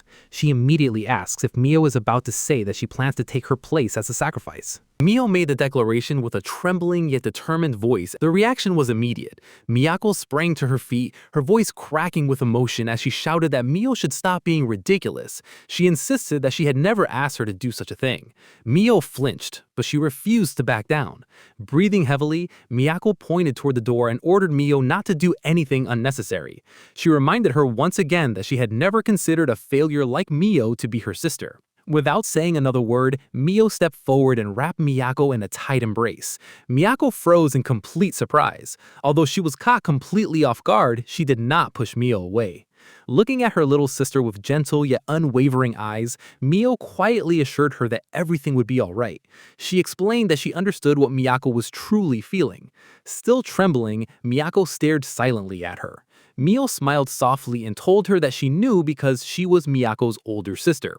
For a long moment, the room remained completely silent. Then, deep within Miyako's heart, the feeling she had buried for so long finally surfaced. She admitted to herself that she had always disliked Mio Minazuki.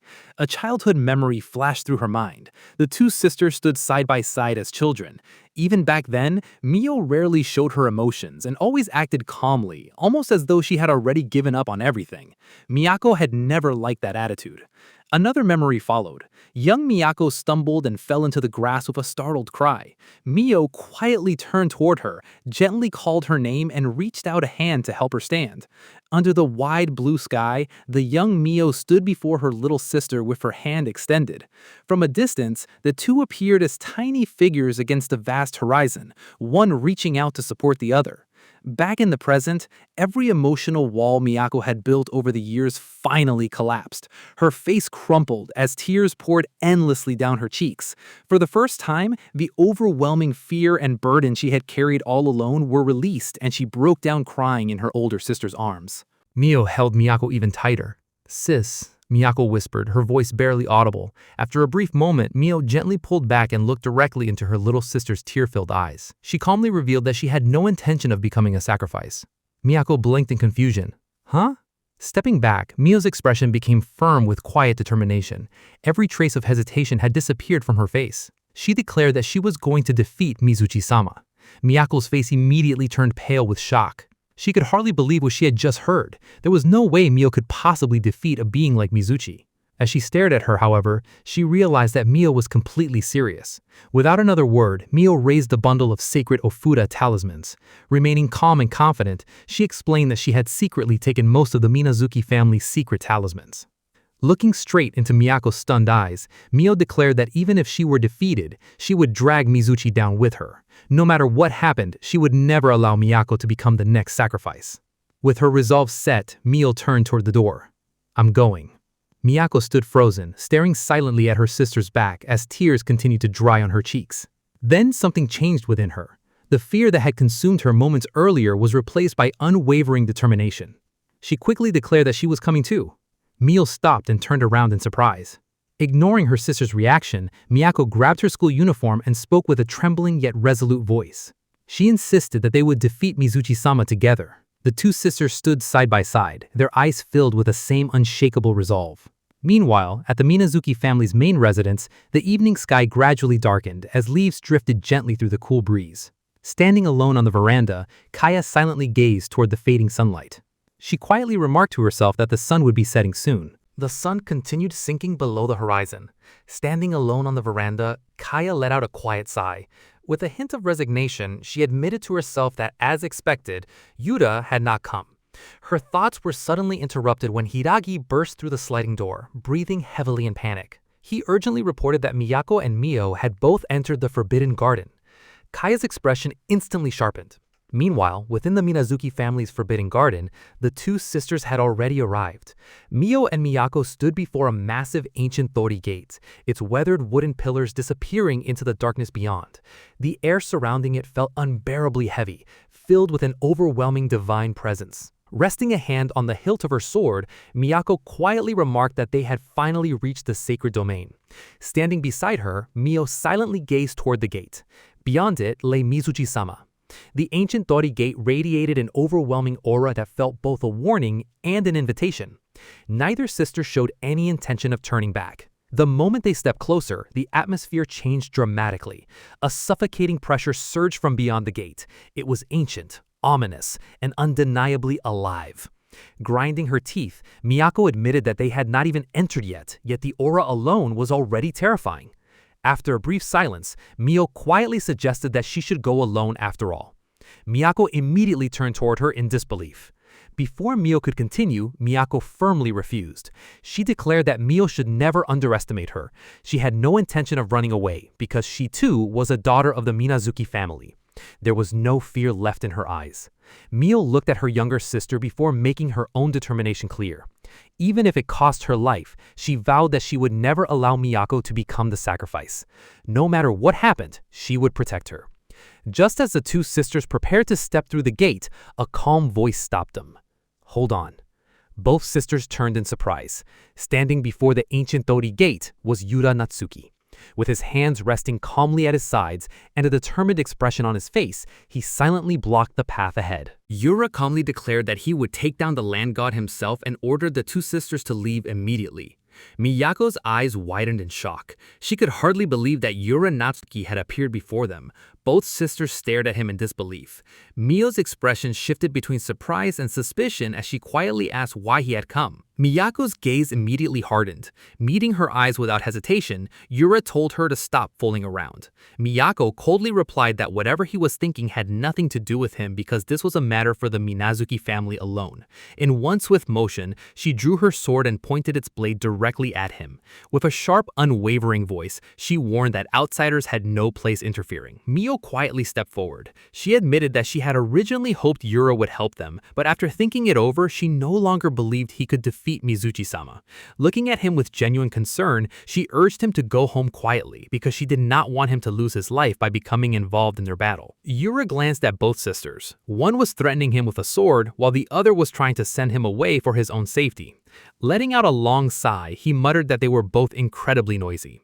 At last, his patience reached its limit. His expression hardened and an overwhelming intensity filled his eyes. He bluntly declared that he had no time to waste on arguments and ordered them to move aside immediately. The sudden change in his demeanor made Miyako instinctively flinch. Beside her, Mio remained calm as though she had expected that reaction from him. Before either of them could respond, Miyako dashed forward with astonishing speed. Her sword sliced towards him with the precision of countless hours of training. Yura calmly stepped aside at the last possible moment and deflected the attack, allowing Miyako to sweep past him before landing smoothly behind him. Watching her movements, Yura quietly muttered that it was the same attack pattern as before. Without giving him even a second to recover, the battle erupted. Mio descended from above, while Miyako launched another attack from the front, perfectly coordinating their assault to trap Yura between them. The two sisters attacked simultaneously from opposite directions, forcing Yura to keep track of both opponents at once. His eyes sharpened as he carefully analyzed their movements. Quietly adjusting his stance, he remarked that he understood their strategy. In the next instant, Miyako slashed from one side while Mio rushed in from the other. The sisters moved in perfect harmony, their years of training together evident in every step. Miyako declared that this time it was 2 against 1 as she charged forward with a confident grin, her sword raised high and her long hair flowing behind her. At the same moment, Mio closed in from the opposite side, trapping Yura between them with a flawlessly coordinated attack that left almost no room to escape. Swords and fists collided in a violent burst of force. Sparks scattered in every direction as the three exchanged blows and the impact cracked the ground beneath their feet. Then, in a decisive moment, Mio drove a full-powered punch straight toward Yura. Without the slightest hint of effort, Yura caught her fist with one hand. His posture never shifted. There was no sign of strain. His calm grip completely stopped Mio's attack in midair. Mio's eyes widened in disbelief as she stared at her fist, now firmly trapped in Yura's hand. In that instant, she realized the overwhelming difference in strength between them. Watching from the side, Miyako froze in shock before shouting Yura's name in alarm. At the same time, Mio calmly caught Miyako's sword with his free hand, bringing the blade to a complete stop. Looking at both sisters with unwavering eyes, he quietly apologized before telling them the truth. No matter how hard they fought together, neither of them could defeat him. The words struck both sisters like a heavy blow. Miyako's confident expression immediately crumbled as the overwhelming gap between them became impossible to deny. The two sisters landed several meters away, visibly shaken but unwilling to give up. Miyako gritted her teeth before finally shouting the question that had been weighing on her mind. She demanded to know why Yura was willing to go so far when he was nothing more than an outsider. None of this had anything to do with him. Yura calmly looked back at her. With a faint scoff, he replied that she should not make him laugh. He explained that his own life was on the line in this battle as well. The moment those words left his mouth, the fight erupted once again. Standing firmly in the center, Yura watched as both Miyako and Mio rushed toward him from opposite directions. This time, he met both of their attacks head-on. A tremendous shockwave exploded from the collision, blasting both sisters backward in a single exchange. Miyako's sword shattered from the impact, its broken fragments scattering across the ground. By then, night had completely fallen. The tremendous force of their clash rippled across the mountain, and the shockwave could even be seen against the dark sky above the distant city lights. Both sisters crashed onto the ground, struggling to writhe as they groaned from the impact. Breathing heavily, Mio looked toward Yura in disbelief. She quietly admitted that his strength was overwhelming and that they were fighting on completely different levels. Yura stood with his back to the two sisters, facing the enormous mass of bark divine energy pouring from beyond the ancient Torii Gate. The oppressive aura churned violently as he took another step forward with unwavering determination. He intended to put an end to everything for the sake of the Minazuki family. Then an unexpected memory flashed through his mind. Lucifer's mischievous grin appeared as she held his laptop like a hostage, threatening to expose everything stored inside it to the entire world. The image made Yura's expression stiffen in panic. He realized he had to finish this quickly before Lucifer carried out her threat. In the end, it was not only the fate of the Minazuki family pushing him toward the battle. Lucifer's shameless blackmail was working exactly as she had planned. Whether he liked it or not, Yura Natsuki had no choice but to fight. A voice suddenly cut through the darkness. Mio. Miyako. Kaya had arrived, her eyes immediately falling upon her two daughters lying battered and breathless on the ground. Miyako looked up weakly. "Mother," she whispered. Kaya stood before them, her expression caught between relief and heartbreak. She quietly muttered that they had done something incredibly reckless. Without another word, she pulled both Mio and Miyako into a tight embrace, holding them close. A long silence followed before Kaya's voice finally broke. She admitted that she had truly failed as a mother and softly apologized. Neither daughter said anything. They simply remained in her embrace, allowing themselves to be comforted. After composing herself, Kaya turned toward Yura and bowed deeply. She sincerely apologized for all the trouble the Minazuki family had caused him. Then, with desperate determination, she pleaded with him to take care of the land god and save the Minazuki family. Beside her, Miyako quietly added her own request, asking him to save both her and Mio. Yura looked at the three of them for a brief moment before simply replying that he understood. Inside the Minazuki family's forbidden territory, the sacred domain chamber, Yura stepped through the Torii Gate alone. Beyond it lay a vast underground cavern lined with ancient stone walls and sacred talismans. The air was cold and damp, while the steady sound of dripping water echoed throughout the cave. Yura glanced around and dryly remarked that it really was just a cave. Then, under his breath, he muttered that if there were centipedes inside, he's seriously finished. A faint sound echoed from somewhere deeper within the darkness. Yura's expression immediately sharpened. Deep inside the dimly lit chamber, illuminated only by ancient stone lanterns, a lone figure knelt quietly near another Torii Gate. The presence radiating from the figure was immense, ancient, and unmistakably divine. Taking a cautious breath, Yura politely apologized. A calm, unhurried voice answered from the darkness, remarking that visitors were quite rare and wondering how many years had passed since the last one had arrived. As Yura looked closer, he finally saw the being clearly. Leaning casually against the wall of enormous serpentine scales sat a young man with pale hair, dressed in flowing white robes. His pale, emotionless eyes and faint, unsettling smile carried an overwhelming presence that far surpassed any human. The name of the being left no room for doubt. Mizuchi, the land deity worshipped by the Minazuki clan. Outside the Minazuki family compound, Lucifer stood with her arms crossed, her wings twitching with irritation. She angrily complained that Yura had gone ahead without her, wondering how he dared to leave her behind. Her grumbling suddenly stopped as her expression shifted into one of confusion. She quietly muttered in surprise, "Huh?" Meanwhile, inside the sacred domain chamber, Yura stood before the Torii Gate, facing the lone figure waiting beyond it. Mizuchi slowly raised his head, his pale, unreadable eyes settling on Yura. Calmly, he remarked that it looked as though everything was finally about to begin. Yura carefully studied the being before him. So this was Mizuchi, the land god of the Minazuki family. After a long moment, Yura stared at him with a completely blank expression. He quietly admitted that Mizuchi looked surprisingly ordinary. He had expected a terrifying monster, not someone who appeared so normal. Mizuchi slowly turned to face him completely. He calmly stated that Yura had come to kill him. He addressed him by name, asking whether Kaya had sent him there after watching everything Yura had done. Yura blinked in surprise before casually admitting that it was more or less true. Without warning, the atmosphere changed completely. Mizuchi slowly lowered himself into a deep, respectful bow, placing both hands against the stone floor until his forehead nearly touched the ground.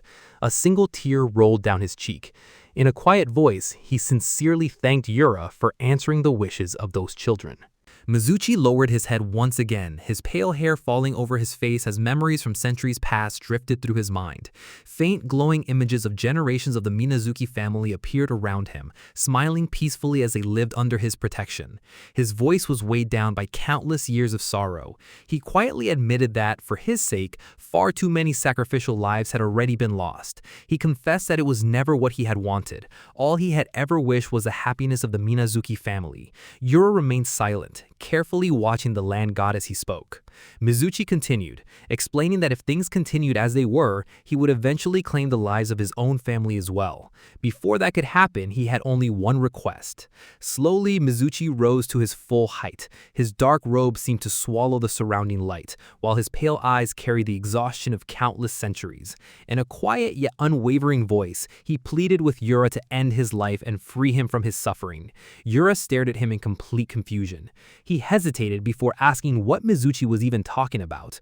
Before the words had fully left his mouth, Mizuchi suddenly lunged toward him with explosive speed. Yura remained completely unimpressed. With an exasperated sigh, he muttered for Mizuchi to give him a break. Reacting instantly, Yura shot forward and drove a devastating punch straight into Mizuchi's chest.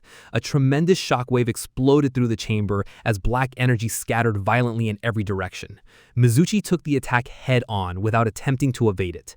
Yura landed a short distance away, breathing steadily while keeping his guard raised. He angrily accused Mizuchi of trying to lower his guard with an act before launching a surprise attack. However, his expression quickly changed. Something about Mizuchi's reaction felt completely wrong.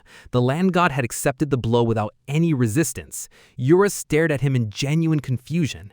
He quietly muttered, "Wait, what?" Mizuchi staggered forward, his body collapsing under the force of Yura's attack. His robes were ripped apart and the devastating blow had caved in his chest. Yura looked at Mizuchi's battered form with a puzzled expression. "Talk about weak," he muttered. "That's it?"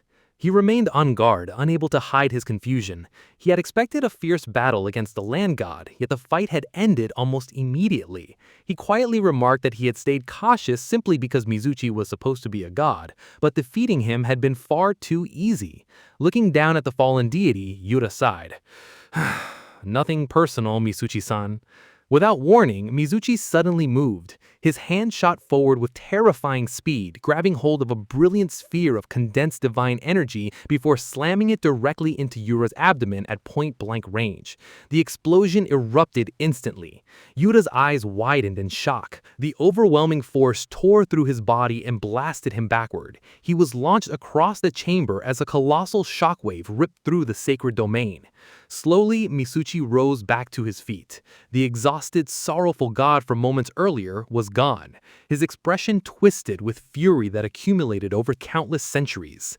"Insolent fools, those Minazuki family bastards, to bite the hand that fed them for so long and send a worthless piece of trash to take my life?" His face contorted with divine wrath as every trace of kindness disappeared. His hair hung wildly around his face, his eyes blazed with murderous rage, and his bared teeth reflected nothing but resentment. The gentle deity who had bowed his head in gratitude no longer existed. In his place stood an ancient god consumed entirely by vengeance.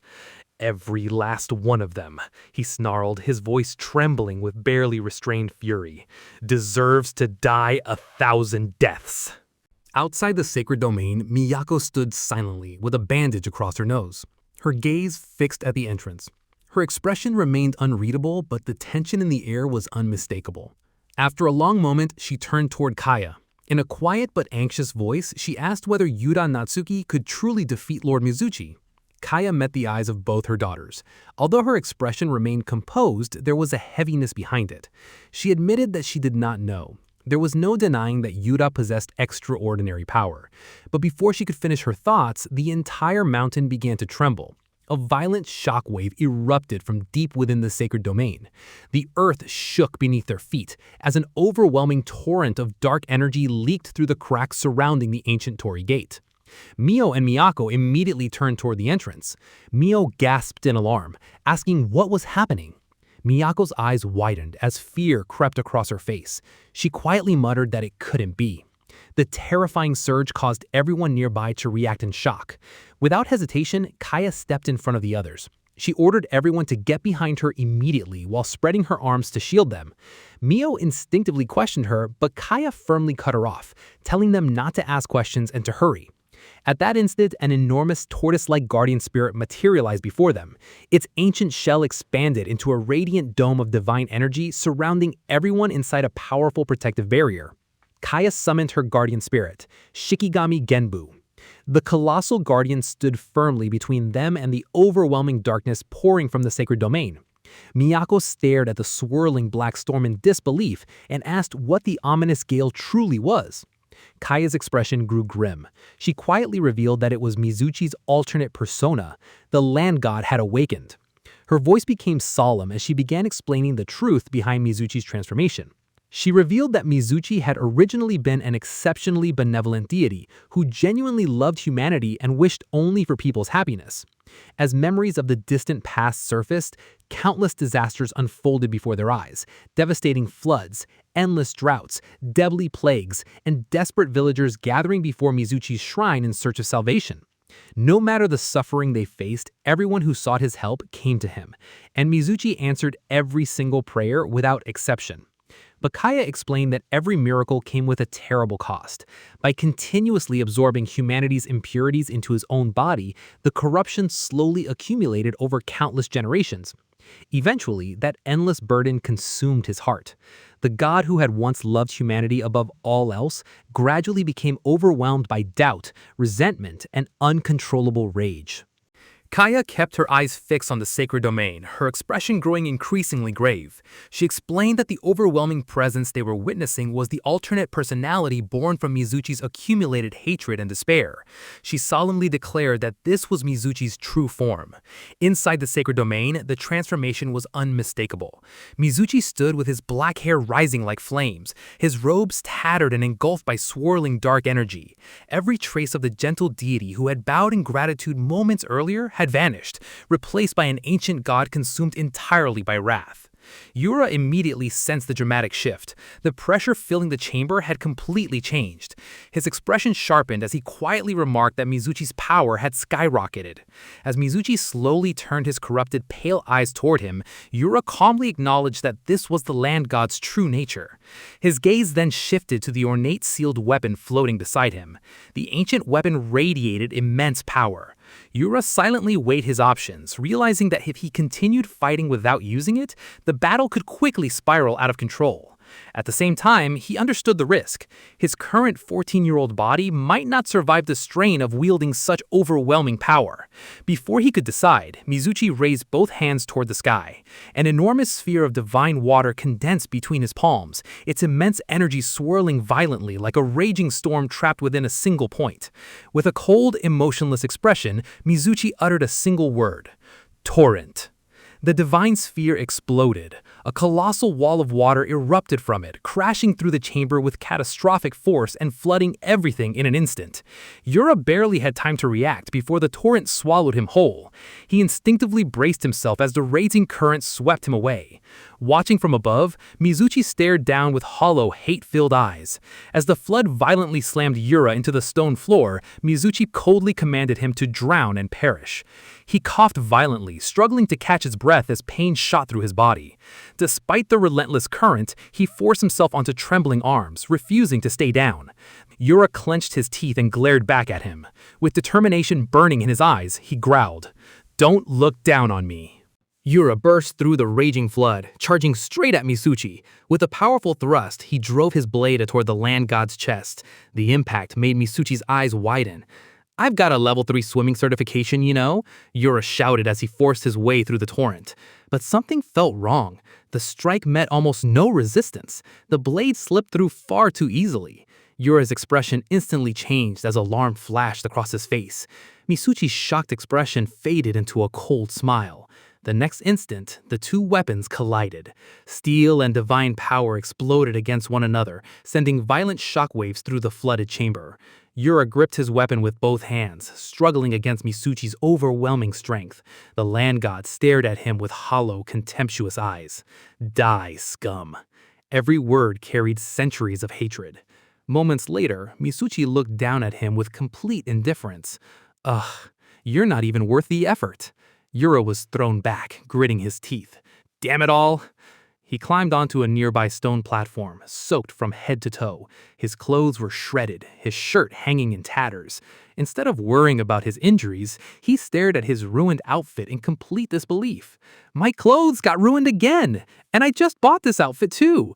Do you have any idea how hard it is to mend a t-shirt? Below him, Mizuchi watched silently. He realized that Yura had narrowly avoided what should have been a fatal attack.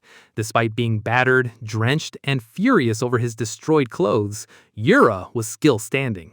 Mizuchi gripped a towering torii pillar and looked down at Yura with a twisted smile of contempt.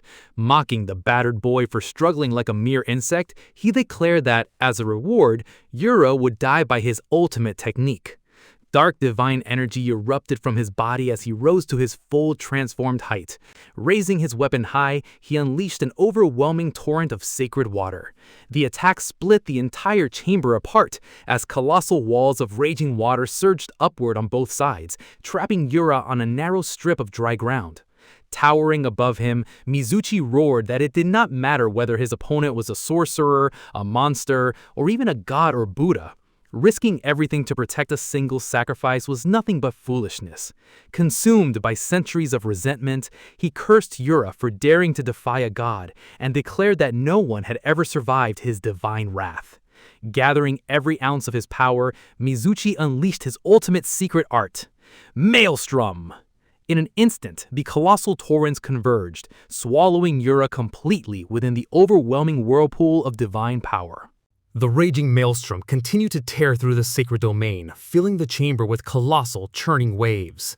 Watching from above, Mizuchi looked on with cold satisfaction, convinced the battle was already over. He calmly remarked that it had been far too easy. But when the torrents finally settled, his confidence vanished. Yura stood calmly at the center of the devastation, completely unharmed. The violent currents had split apart around him, leaving him untouched. He casually flicked his hand before looking up at Mizuchi with an unimpressed expression. This is your secret art?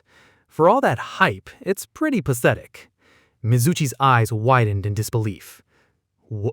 What? His composure crumbled as he stared at the impossible sight.